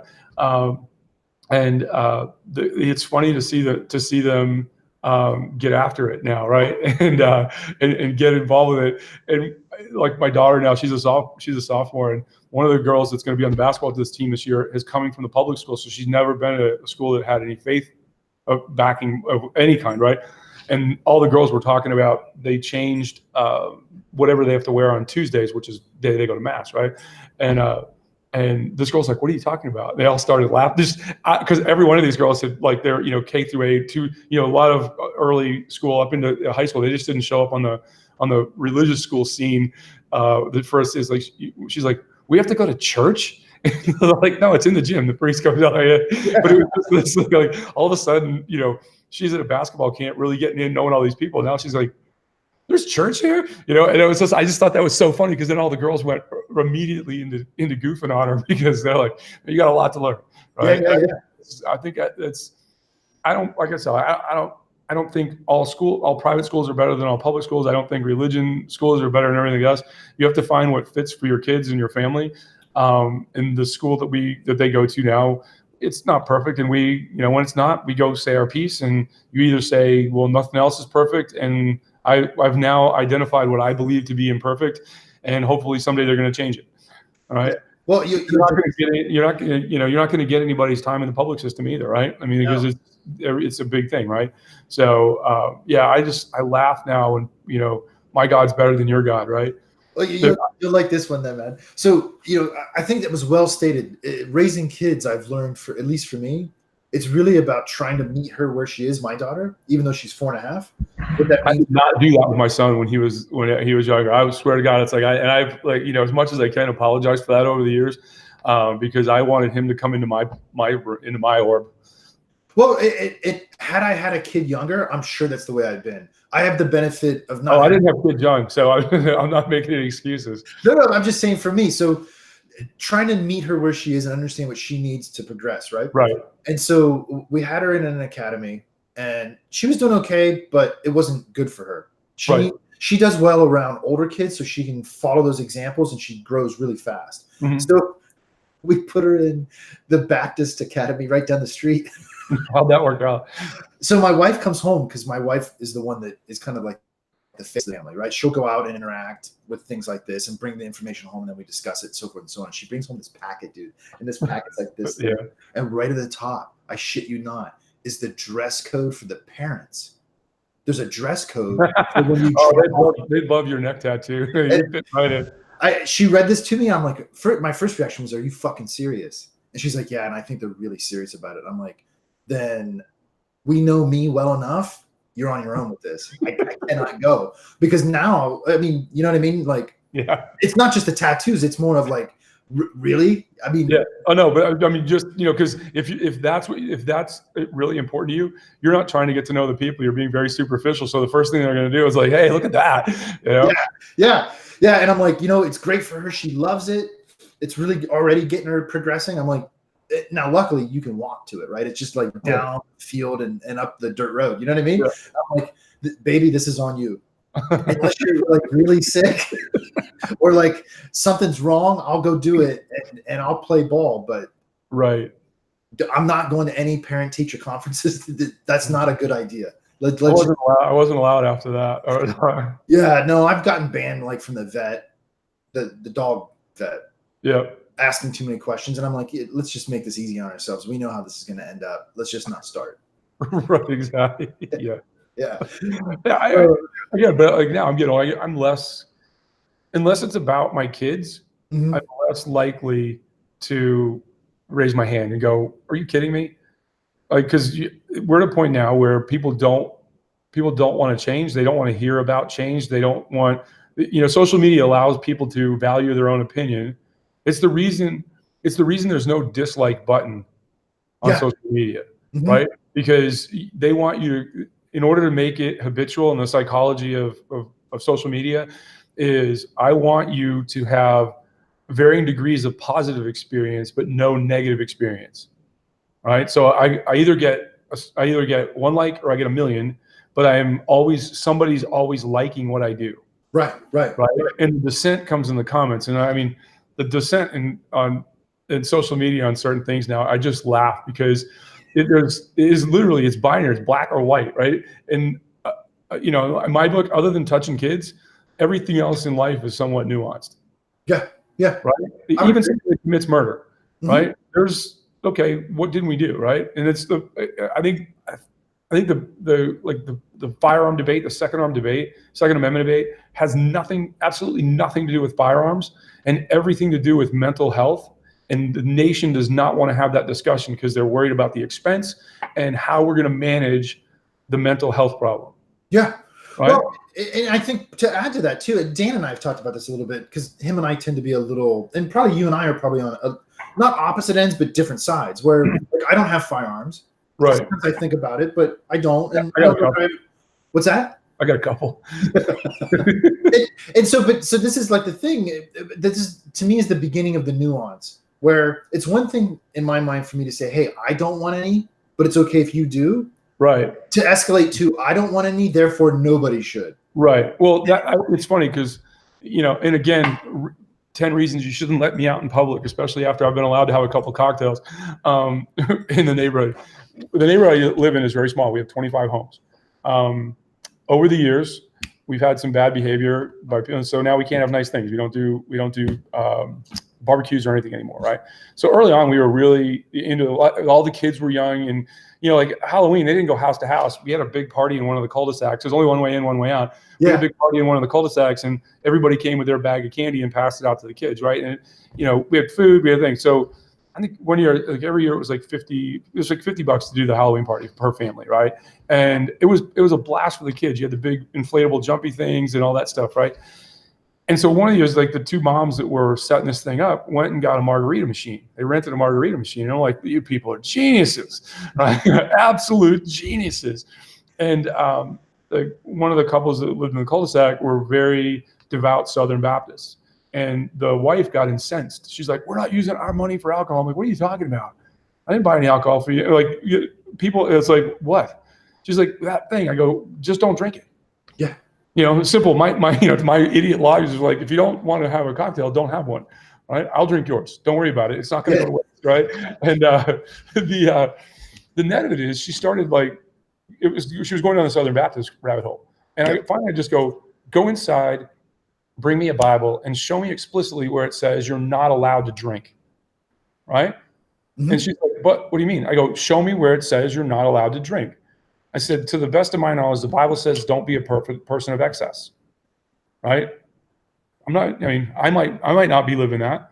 Right? Later tonight, we're going to see. And the more you get on me about this, the worse it's going to be. Right? But I came down, I said that very thing. I go, hey, if you don't want to do something, or if you feel that you shouldn't do something because it's against your religion, then don't do it. I applaud that. Mm-hmm. But you telling me not to do something because it's against your religion and your perceived perception of that is categorically silly. And I reached in the pocket, gave him money back, and said, here, go home. Right? Yeah. Because like they're crazy, right? It's that behavior that's more and more driving society. Like, hey, I disagree with something, therefore nobody can do it. Well, it's I think the first step and a half towards fascism, like in a definition. Well, I tell people all the time, like, if you don't pick an amendment, I don't care which one it is, right? Let's abolish it. And if we start doing that, eventually we're going to get to one that really means something to you. Mm-hmm. Right? And I always go with, Fourth Amendment, quartering troops, an unreasonable search.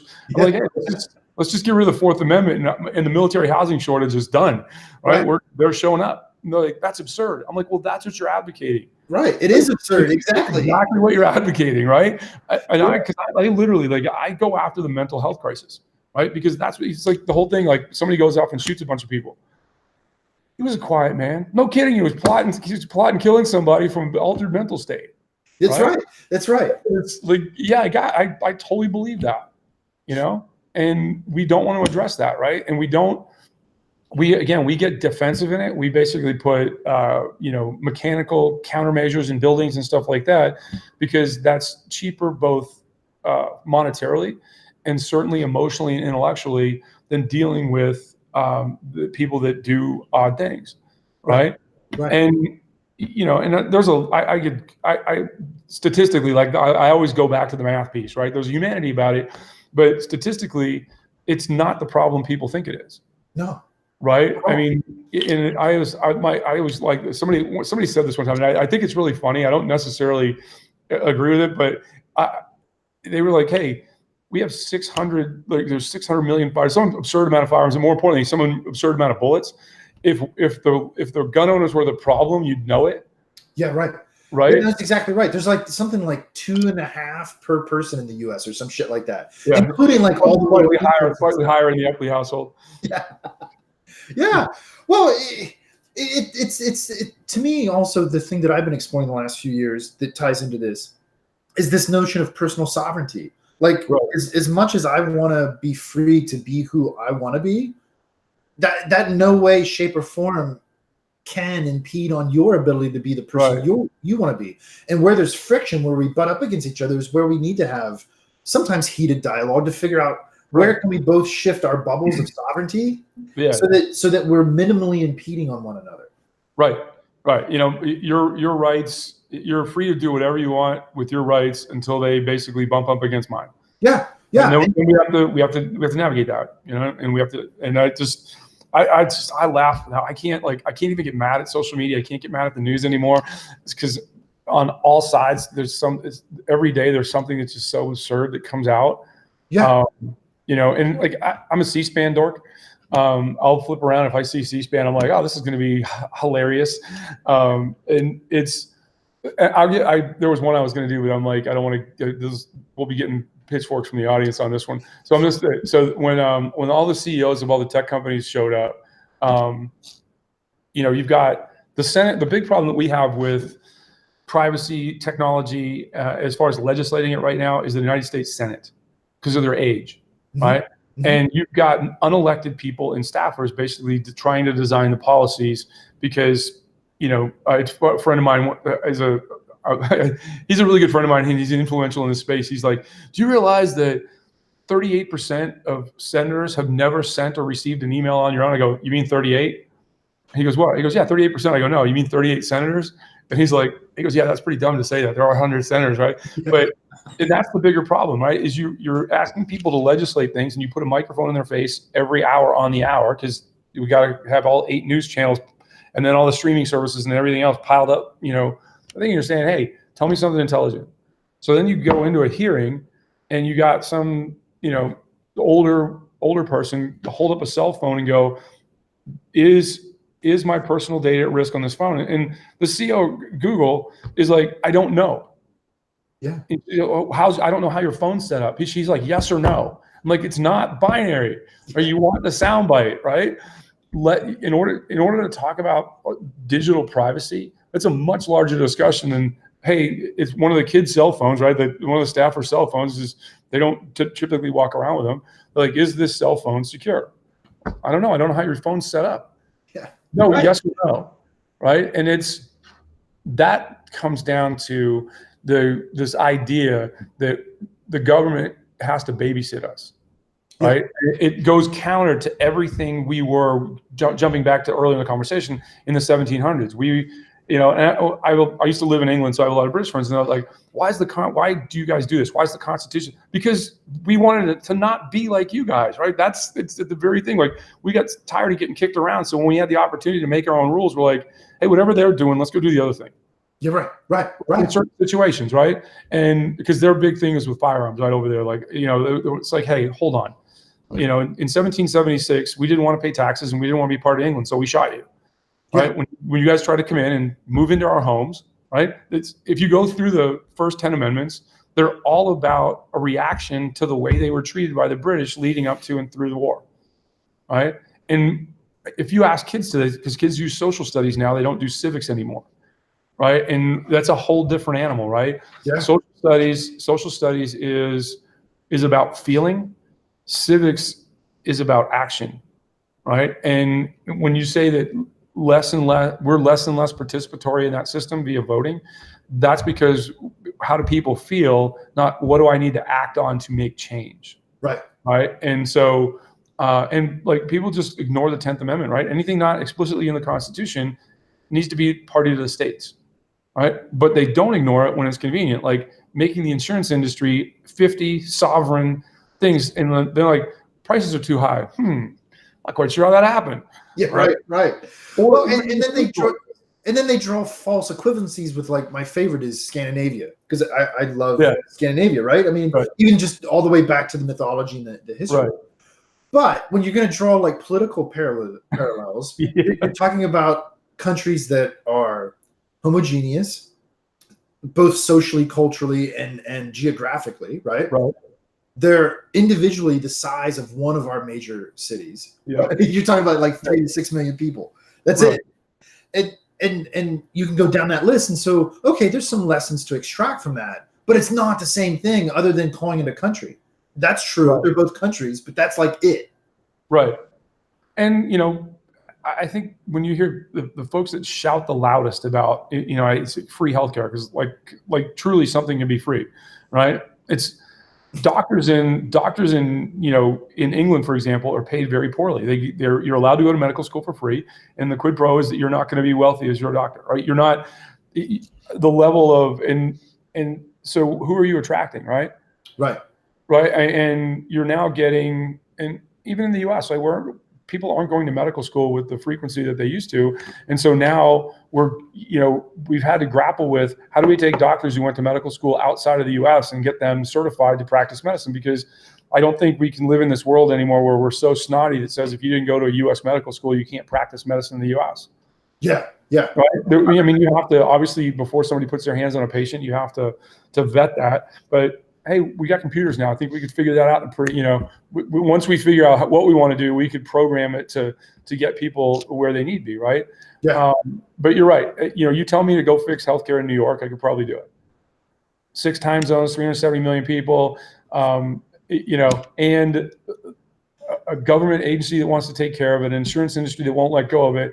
We gave special carve-outs for Fortune 500 companies, and Congress doesn't receive the same medical care that they legislate for everybody else. Go. Right? Well, and that's the strange thing, right? Like, so in some segments of the U.S. population, we have completely 100% socialized healthcare. The federal government, right? And in that context, it works. And so again, I think there's some lessons we can take out of that. But you can't take that model and apply it, like you said, to 50 states, 6-7 time zones. Let me say this. I don't think that the government is like socialized medicine. The government runs itself from a medical standpoint like a big business, right? Yeah. In 1954, when the Democrats took over the House, one of the first things they did is institute wage and price controls, right? And so all of these these burgeoning big, make the American century from the 50s, they're all now exploding, and they've got to compete for employees. But now they're limited as to what they can pay those employees, right? So what do? They start giving them great benefits. You get more vacation, but the thing was healthcare. And so at some point, healthcare in America went from being a mom and pop thing, which it was, certainly prior to World War II, certainly at the turn of the century, right? Doctors were trading chickens and, that kind of thing, right? Because they wanted to heal people. And medicine was certainly different, right? So I think doctors, certainly in the late 1800s, early 90s, they were bystanders, probably, more they were hand holders. Right, more than anything else, because we just didn't have the knowledge that we have, certainly in the second half of the 20th century to now. So the government don't oversee, they administrate the healthcare, but they're overseeing private contractors that are providing, private insurance companies, right? So it's akin to General Electric. My dad worked, right? And I think military medicine can be up or down. Like if you're in the military system, like if you're a soldier, sailor, or a Marine, it could be up and down. They've made tremendous strides over the last 30 years to ensure quality, right? But you're still at the beck and call of that system. I mean, doing what I did for a living, I was kind of external to that system. But certainly my family, and now that I'm retired, I'm free to go wherever I want, right? And we pay a certain amount every year, but we pay a percentage. It's high quality healthcare, and it's affordable. People get worked up about that, and I'm like, okay, I made some decisions along the way that ensured I had this benefit. It wasn't by accident. If I had gotten out of the Navy at 10 years, I wouldn't have the benefit, right? And I'd be out searching for healthcare and things. But I made a decision, and trust me, that decision at 10 years to stay in, aside from are you happy with your work, is also guided around the fact that if I do 20, I will never have to worry about healthcare. Right. And the scary thing now, when Congress is like, well, we'll just lump all the military into, they'll have to do Obamacare, right? It's like, wait a second. But we took. This is literally the problem. This is TK's version of what we did with passing the ACA Act. 45 million Americans. That was the number. 45 million Americans were uninsured. Oh, hold on, I got crazy crap happening here. It's all right, man. Take your time. I saw your screen stutter a second, so I figured you got a notification. I don't know if the iTunes store doing something. I don't know why it started up. All right, so 45 million people were uninsured. So then we said we're going to annex 14% of the GDP to fix it, right?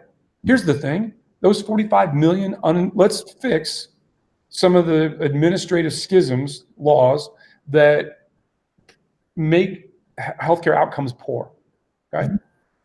And if you're really concerned about those 45 million people, which you weren't, right? If you're really concerned about those 45 million people, let's just give them each $1 million, problem solved, right? My solution to healthcare is this. Insurance industry, doctors, every year from the federal government, you are going to get, for the next 10 years, $1 million per citizen. Figure it out. Right. Because if you're relatively healthy and I'm not, that'll balance itself out, right? And the shell game we pay with billing and insurance and everything like that ends.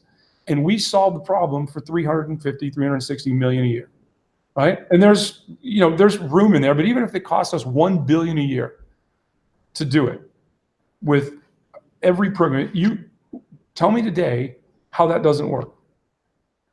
Yeah, well, I don't know the number off the top of my head, but my memory is the loss in productivity to the nation is much higher than that cost. Right, but that's what I'm saying. Is like, if you're telling me, because I just know what we pay in insurance every year. And even actually, when I really started to get a handle on it was when I was at Silent Circle, because I became the plan trustee.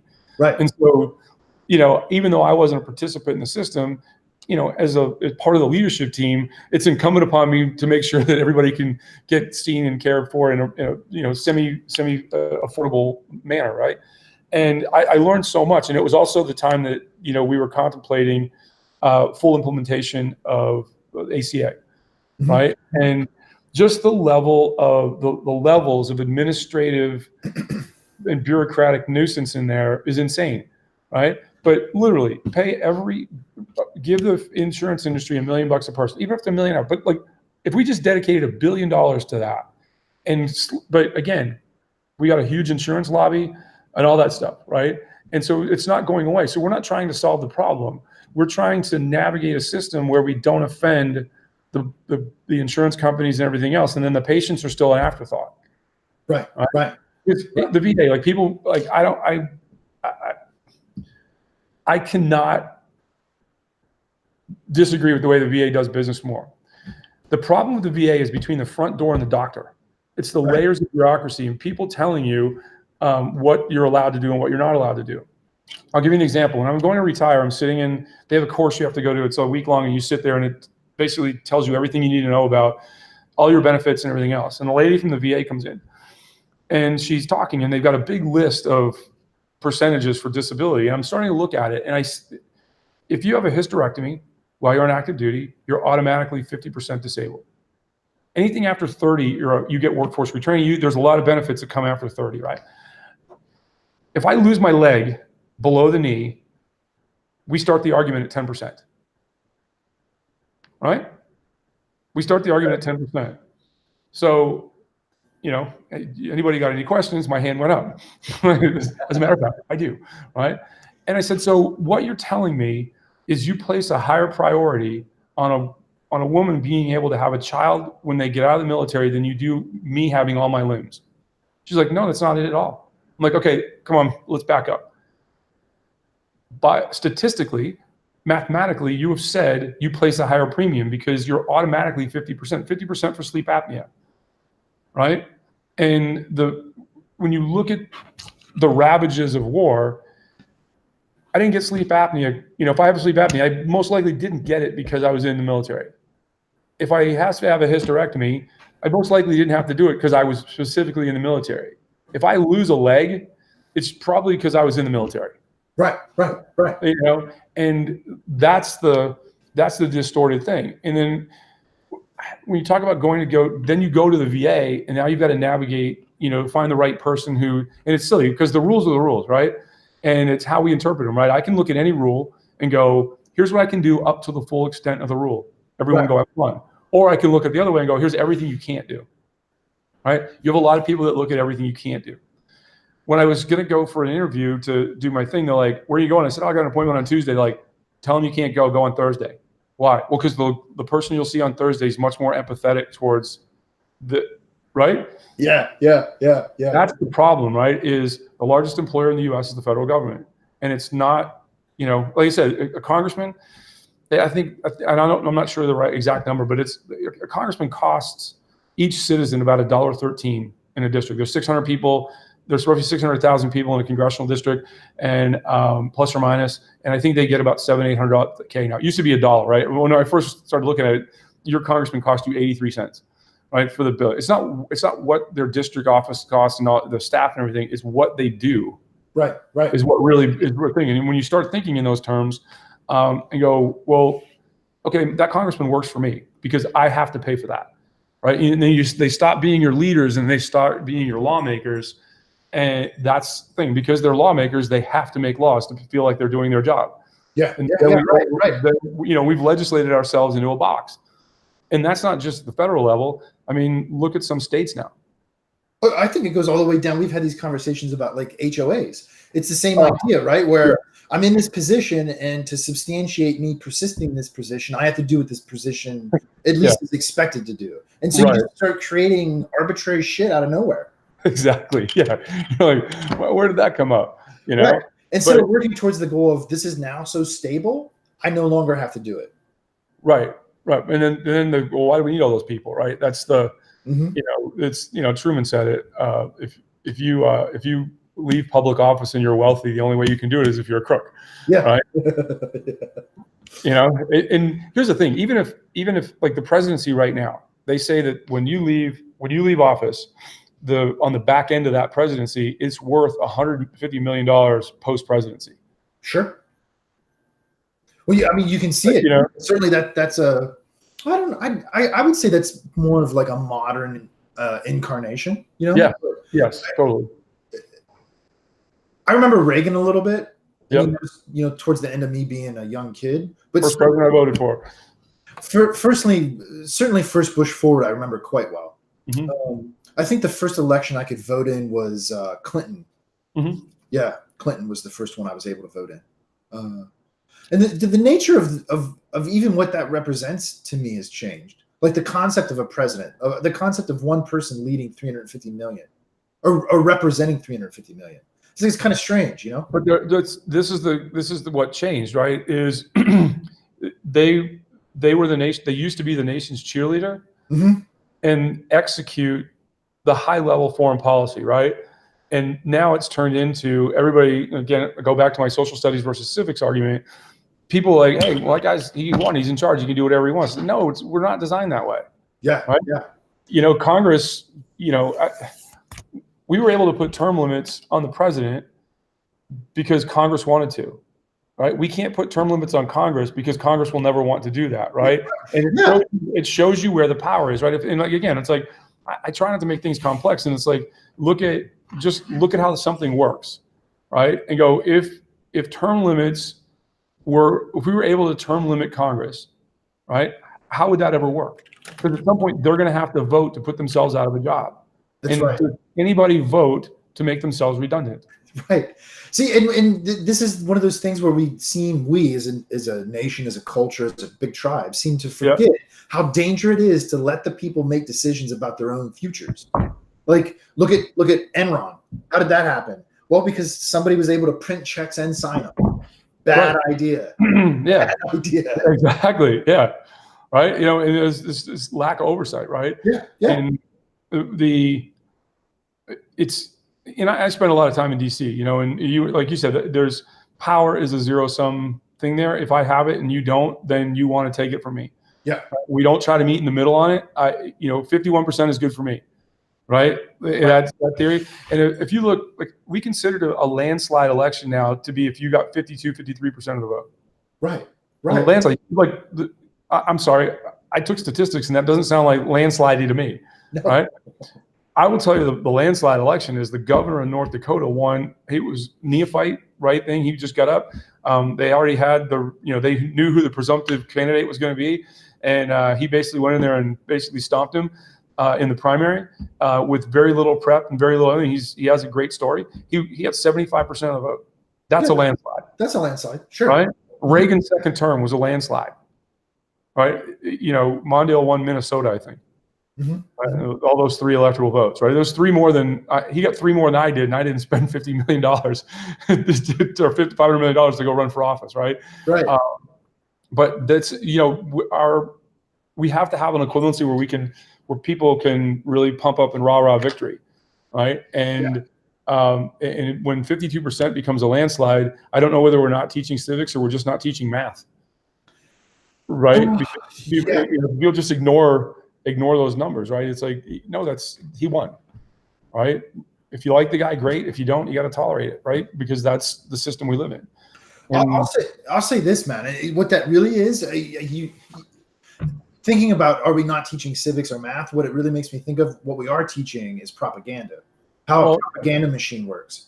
Yeah, I think I've put it on social media before. It's a picture of this like old deep dish television sitting there, and in the middle it says lying device. Yeah. I mean that. But think about it like this. So dawn of time, two people talking to each other. That's how we got stuff around. Then a little later, like 1700s, it was primarily, the town crier, probably earlier in 1600s. Then the dawn of the printing press. Then we basically posted it up there. We moved forward, and all of these were one-way transmissions, right? Papers, all the news that's fit to print. Well, who decides it's fit to print, right? And we had guys like Hearst and everybody, these media moguls of the day. They were paper barons, right?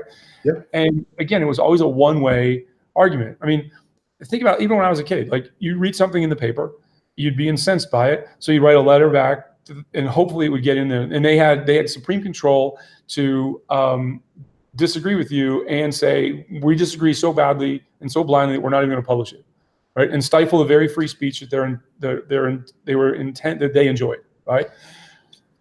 Then radio came out. The radio airwaves, everybody had radios, right?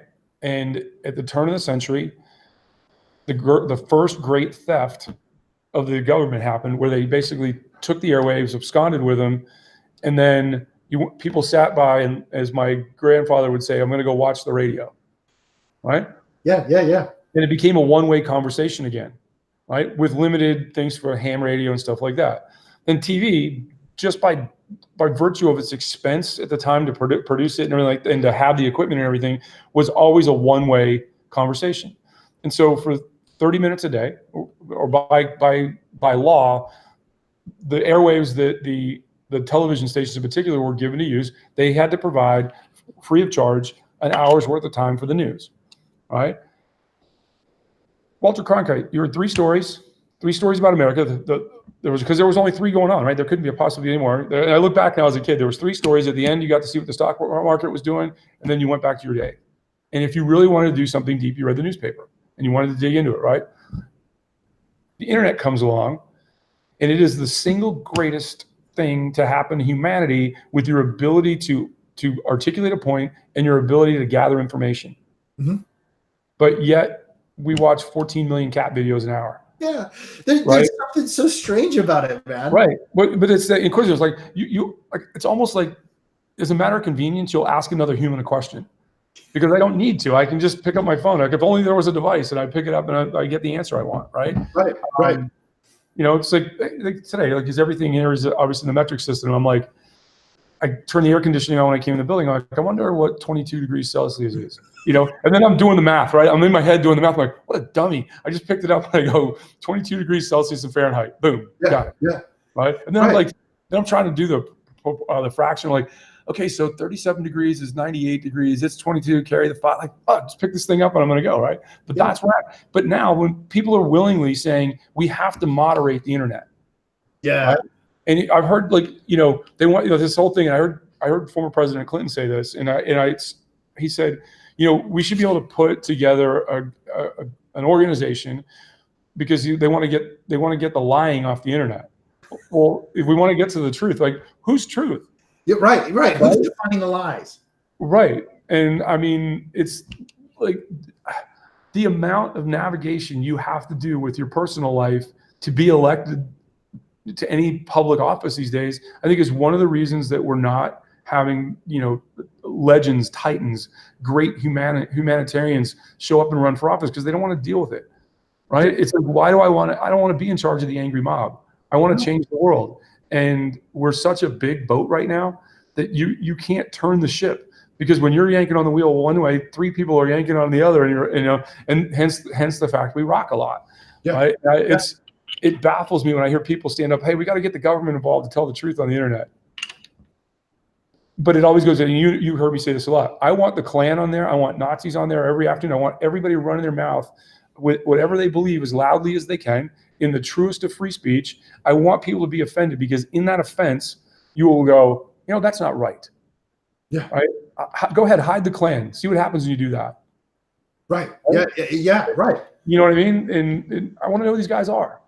Right. Well, I mean, and at some base level, let's see. Tell me if you agree with this. At some base level, they are humans. I mean, these are other human beings. It's not like some aliens came down and crazy, right? And so I want to sit back and I don't spend a lot of time on this, but sometimes just wondering, well, how did another human get to this point, right? Right. Like I even look at I have an older brother, and he and I live completely different lives. And we grew up in the same house. Right. We're only 3 years apart, so generationally, we're just like, Yeah. he grew up Red Dawn, I grew up Goonies, right? I mean, Yeah. that's how close we are. Right. But we're massively different. And so I sit back, and this is a small extrapolation from like the Klan argument or neo-Nazis. Right. And just I think about, okay, so the only real difference is the small genetic differences we have, which are minor, and the series of choices we've made throughout the span of our lifetime thus far that clearly, I think, are the big influence in our divergence. Yes. And so I think about somebody that gets on the internet and talks about race in a negative way. And I think about what must have gone on where they made some decisions that got them to this point. And I don't want that hidden from me. It doesn't offend me. I don't agree with it, certainly. Right.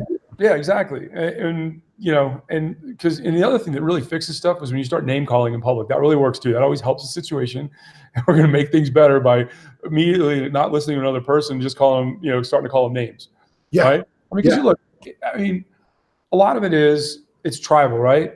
Sure. In the U.S., everybody has their original sin. Every nation has what I call their original sin. Ours is slavery, right? Mm-hmm. England's is colonialization and how they treated the nations that were under the crown, right? And every nation has an original sin, and ours is the argument about slavery, right? And we get to a point now where, if you think about it, the people that were the strongest segregationists should all be dying off. Yeah. Right. We're 54 years away from the Civil Rights Act. Right. They should all be dying off. But why is that thought? Well, I think it's diminished, not completely eradicated from the thought of Americans. Why? Because it's handed down. Mm-hmm. Right. Good or bad. Like, you're a product of your environment. And if you grew up in a home where even if you're being told by your parents, don't use the N-word, don't do this, don't do that, and then you hear it in the home, right?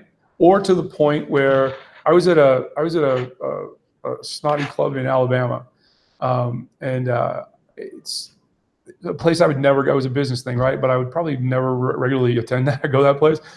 But I walk in there, and there's the guy like completely caught me off guard. I think I was like 2 sips into my first drink, and he's like, my daddy built this club, blah blah blah. He goes, we didn't even allow blacks in here until 1976, and I just don't know where to go, right? Like, I'm like, I gotta go to the bathroom, right? Because that's all I can say. Because the rest, anything else coming out is not going to be good, right? But he's giving himself a pat on the back because his father was contributory to integrating something that should have been integrated hundreds of years ago. Like, it shouldn't be an issue, right? But it's funny, and I look at the kids, my kids in particular, like, and when my daughter was little, she was trying to describe one of the kids, right? And she's like, he's the one with the curly hair, right? And I'm like, curly hair? I don't know. I'm like, curly hair. And I go there and she points him out, and it's a little black kid, right? And they're best friends. They always have, like, but because it was never, we know, like in the home, you never talk about it in terms of this, that, and the other, right? Just because people are different doesn't mean you can't describe them as different. That's right. We've gotten to a point where if you say, hey, it's a Japanese guy. Well, you mean Asian or an Asian American? No, if he's an American, he's an American, right? And when you want to talk about what I believe the race problems continuing and all of our is hyphenated Americanism. Yeah, right? Yeah. I'm an Irish American. No, you're an American.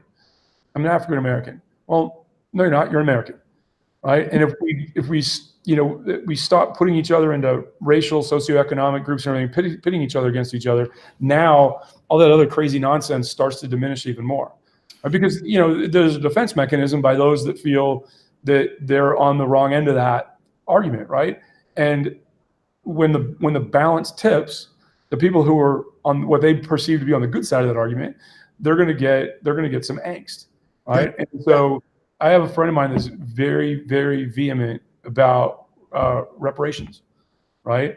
And I'm like, at this point in time, that's a symbolic thing, right? It doesn't actually, it's not a lotto check for people who in most cases were never slaves, and you're talking four to five generational thing. And I was like, when I was a kid, you'd start some like really older older black folks, that they were the descent. They were a son or a daughter of a slave. Yeah. Right. They were fascinating stories to hear, because when they were, after World War II, after Civil War, they were free to go, but they couldn't. They didn't know where to go. They didn't, because of how, this caste system that kept them away from education, kept them away from everything but having more children. Right. And then putting them back to work. And to listen to those folks, it's heart wrenching. It's tearing, and even up to the way, the doctor that invented the way to separate blood plasma, that really started in Korea, saving a lot of lives, because they were giving whole blood up to World War II, I think. And then I think Korea was the first war where they gave blood plasma. That doctor died on the steps of a hospital in North Carolina because he was black and they wouldn't let him in the hospital. Yeah, that's right. Right?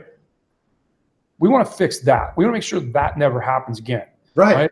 I can't help it if you're offended every time somebody says something about race, right? And in the SEAL community, we've got our own colors of Benetton world, right? Where we got a little bit of everybody, right? And we make fun of everybody, right? And I said to one of the guys, there's not too many African American SEALs, and I said to one day, because there was a big thing on television about race in the military, and I go, is this a really racist environment we live in? He goes, no. He goes, we all hate everybody in the SEAL community against ourselves, right? He goes, we just make fun of what's different about each other, and the color of my skin just happens to be different, right? And I was like, he goes, and if I got offended by all that, he goes, there's a whole lot of stuff I could never say to you guys. Yeah, sure. Right. And I was like, man, that's a very, very thoughtful way to talk about that. But now everybody, I think in this generation of kids, like 14-ish, and it's just it might be different around the country or wherever, but where the kids go to school, it's like race isn't a thing. Like it's not like it doesn't come up. Mm-mm. Right. And it's not, I can't, nobody's defined by it. I mean, certainly as a descriptor now, hey, who is that? What is that? I don't know that person. They'll go and they'll describe them through the prism of how they look. Right. And then that's, to me, is never going to be offensive, because I'm trying to figure out who somebody is. Right. Yeah. And tell me what you think about this. I would argue that the modern politically correct idea of I don't see color is just as dangerous as a neo-Nazi proclaiming that a certain color is less than them. I think it's just as bad. Right. I mean, like I said, they see it, they know it, but it's not a thing. It doesn't matter, right? Mm-hmm. Who are you as a human? Right. That really, I really think that's the important thing, right? And look at it's almost like I call it. I hate to say it this way, but I'm gonna anyway, because we'll get people. It's a country club mentality. Yeah. Right. Yeah. Country. I say this all the time. You don't get credit for doing what you're supposed to do. Right. You absolutely don't get credit for doing what you're supposed to do. And when country clubs started integrating, they were busy slapping themselves on the back 8 weeks from Sunday, and you're like, okay, stop. Just please stop it. You're still on the wrong side of history on this one. Yeah. Right? Yeah. Just because you've been on the right side of history for 5 minutes, do not help yourself to the high fives. Yeah, I mean, it's interesting how these little social groups, like I recently, right after the first of the year, joined a fraternity, let's call it, okay? Right. And like it still comes up once in a while where the people that have been part of it for a long time make a big point of how they're no longer segregated. Yeah. And I'm like, are you saying that because I didn't grow up in the South and you want me to be comfortable as a Yankee? Or like, why is this a point of pride that you feel like? Or are you 155 years old and you grew up at a time when everybody was slaving it, right? I don't like just yeah. And so I finally asked him, and I'm like, I just really am curious. Why do you keep bringing this up? Like, why is it a big deal? Like, because I don't understand why it's a big deal. Yeah. I just don't. I don't get it. So they explained, and they said, well, there's so many old timers, and a good part of them, at least half, were so upset that within the last, let's say, dude, this isn't like 50 years ago. This is like the last 10 years that we're desegregated now, that they no longer come. okay, good. I don't know what to say about that. I'm here now, and I didn't come to talk about any of that. My dad used to say when we were kids, he's like, hey, if you go hating somebody on basis on the color of their skin, you're missing a really good opportunity to get to know them and find something you really don't like about them. Yeah, right. But his statement was more like, saying that, put it in, but really it's like, hey, once you start talking to people, people are people. And you're not going to like everybody. And I'm not going to not like you because of the color of your skin or where you go to church or whatever. I'm going to find a really good reason. Right. Yeah, and you go a bunch your way. Right. But yeah, that whole mentality of look at me, I'm doing the right thing today, especially when, for the most part, it's like I always joke, right? Robert Byrd was a senior senator from West Virginia. In 1954, he was the grand dragon wizard, whatever the poobah is of the Klan in West Virginia. And then he was sat in the Senate and was considered to be the holder of the process of this, how the Senate works. And this old guy's like, I just looked around and I go, hey, in 54, we knew the Klan wasn't a social club, right? We'd already gotten on board with that. And he was in charge of that. And yet we just gave him a pass. Yeah. He was in the Senate for like 60 years. Not 60, but he was, a career politician, right? But he was a congressman at the time, and we just let him hang out. And then afterwards, when he was continuing to run for office, nobody would ever bring it up. Right. He was like, got pictures of whoever was playing golf with Satan because they don't bring it up. I mean, like what is like, on what planet do we just ignore that? Yeah. Right. Well, right. Or the converse to that is we'll run a guy out of town out of office if he cheated on his wife or did something like that. Right. And when they find out about it. Right. Yeah, it really is a fostering of selective outrage. Right. It totally, like this guy was the head of an organization who used to lynch people based on the color of their skin or where they went to church, or he made a bad decision about how to run his life. Yeah. Right. And I think one you can have a meaningful discussion about. It's a momentary lapse in judgment, or what my 4-year-old decision. It doesn't. You're not looking at a segment of humanity and go die. Yeah, it's not a calculated, premeditated outlook on life. Right. And yet he was allowed to exist in the United States Senate and be roundly revered for it. Right. For his tenure in the Senate and his knowledge of the rules. Right. It just some days I just go, okay, like we're in cuckoo town. I'm just going to drive around for a little while and hope things go back to normal. Well, and I'll tell you, man, I'll finish with this. So, like, I ride my bike through the countryside. It's beautiful. Yeah. And every once in a while, I'm not even going to say every once in a while, it's like pretty regularly, I'll ride past a house that has a Confederate flag hanging off the porch. And I want them to, because one day somebody's out there, I'm going to stop and ask. And again, I don't want to be confrontational. I just really want to understand. You're my neighbor. I mean, by proximity, right? Right. On the other hand, I also know that if I pop a flat or have a mechanical, I'm not going to that house for help. You know what I mean? I'm going to walk to the next one that doesn't have the flag. There's a young black guy comedian. He's really funny. He goes, I don't know why people get so disgruntled about the Confederate flag. He goes, I love seeing it. He goes, because if it's late at night and I got to get gas and I pull up to a gas station with the Confederate flag, it's not the place for me to go. Yeah. Right? Yeah. And everybody that because I just can't help myself sometimes, and people are going off about the Confederate flag, and I'll just be, okay, tell me a little bit about Jefferson Davis. And people were like, who? I'm like, all right, forget it. Right? This, like, you're not like, and if somebody actually wants to take that argument, I'll listen to it, right? I don't agree with it. But if for no other reason, like, here's the thing, there's the line, like, you've got all the Confederate statues and people want to start tearing down history, right? That's what the Taliban did when they went into Afghanistan. That's what the Iraq, they started destroying all the artifacts of that culture. And part of having that up there is to remind people, right? It's the reason that they do tours at concentration camps so that you walk in there and you go, this is what humans can do to other humans. Let's not forget, right? And Eisenhower, when he came across the hill as the supreme commander, said, go find me everybody with a camera, and I want this meticulously documented and detailed. He goes, because someday, 70, 80 years from now, some damn fool's going to say it never happened. It's 70 or 80 years from now, and there's some damn fool saying it never happened. Yeah, man. Right? And that's on the curve of history, that's really where you're like, dude, you've got to ride the right side. And is everybody on the right side every day of the week? No. But when you have when you realize you're not on the right side of something and you have the opportunity to get off the bus and go find the right bus, like, if you're going out in the weeds on a bus and I don't belong on there, you don't just stay on there just to figure out where the thing ends. You're like, I don't need to go up, but I'm going to get off. I got to get on the right bus. I'm on the wrong train. Yeah. I'm going to self-select. Let me out. Right. And that right there and then it becomes a question of moral equivalencies. Yeah. Right. We're taking down all of these statues to protect future generations. No. You're taking down these statues because you're uncomfortable with them. And you're uncomfortable with them because the party you represent now has an abhorrent history in this matter.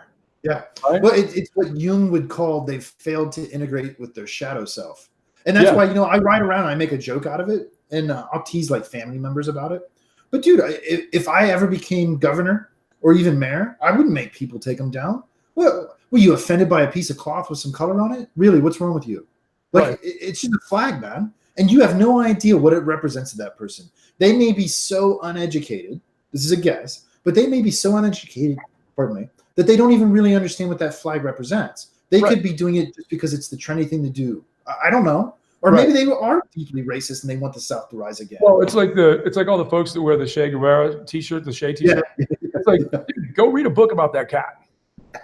He was not a good guy, man. Look it up on the internet. He was not a good human, right? Right. But so this comes. We get off pretty soon, but this comes back to that theory of the majority is largely in history with atrocities. The majority is irrelevant. Yeah. Right. Well said. 6 or 7% of Germans leading up to World War II were Nazis. Right. Everybody else stood around. Mm-hmm. Very few Russians at the time were actually communists, but they stood around and watched Stalin kill 20 million of his own people. Mm-hmm. Right. In today's world with jihadists and terrorists and stuff like that, there's roughly 1.2 billion Muslims on the planet. The most liberal guess of how many there can be, with the most, they say the maximum there can be is 300 million jihadists. Well, it's a big number. I mean, you look at in the scope of the planet, it's fairly diverse, right? The problem isn't the jihadists. It's the other 900 million that won't say what they're doing is incorrect. Yeah. Right. Yeah. And there was a lady recently. She young Arab woman stood up and she was arguing for something. And the guy that was talking to go, hey, I'll get on board with what you're saying if right now you basically agree and you come out and you stand against Hamas and say they're a terrorist organization. She says, I won't do that. She's like, why not? She goes, because I'll be dead in 2 days. Whether she will or not, that's the problem, right? We get to a point where we have a small group of people that can influence, and television has a lot. Television and the internet has a lot to do with waking this up. When do you want to, as a human, right? We can say as an American or whatever, but as a human, look around and go, that's not right, and we as a group can't take it anymore, right? And we've proven with slavery and everything else, it can take hundreds of years to affect positive change. Sure. And then, at the end of it, you got all the people that came in for the big win and they want to be cheerleaders, right? Oh man, I think I just tore my rotator cuff, slapped myself on the back. It's crazy to me. Well, and I think that's to end this. The last piece of advice I would give my younger self is to learn earlier to ask questions rather than making claims or making statements. Ask a lot of questions. I think I would say the same thing, but I would say it differently. I would say that I needed to learn how to be a two-way radio earlier in my life, and that you can receive a signal rather than just give a signal all the time. Yeah, well said. I like that. Right? Sure. Because I grew up being a communicator and stuff like that in the Navy, that everything revolves about radios. I did that event for Dan. I did that speaking event for Dan, and it was all CISOs, CIOs, tech folks, and everything like that. So I was like, it was an audience. I'm good at really two groups of people: the leadership and then all the tech folks. And somebody had said something. The lady that introduced me said something about me having been a SEAL, and so I figured out I don't want to talk about that, but I'll move right through it. And I said, my tech journey begins as a young SEAL. We had radios back then. I said the really complex device had an ON button and an OFF button, ON applied power, OFF remove power, and it had two knobs for frequency. and a handset. And if you weren't making comms, you moved the radio higher. There began my journey, right? And set it up. It's like, hey, everybody's on a different path, right?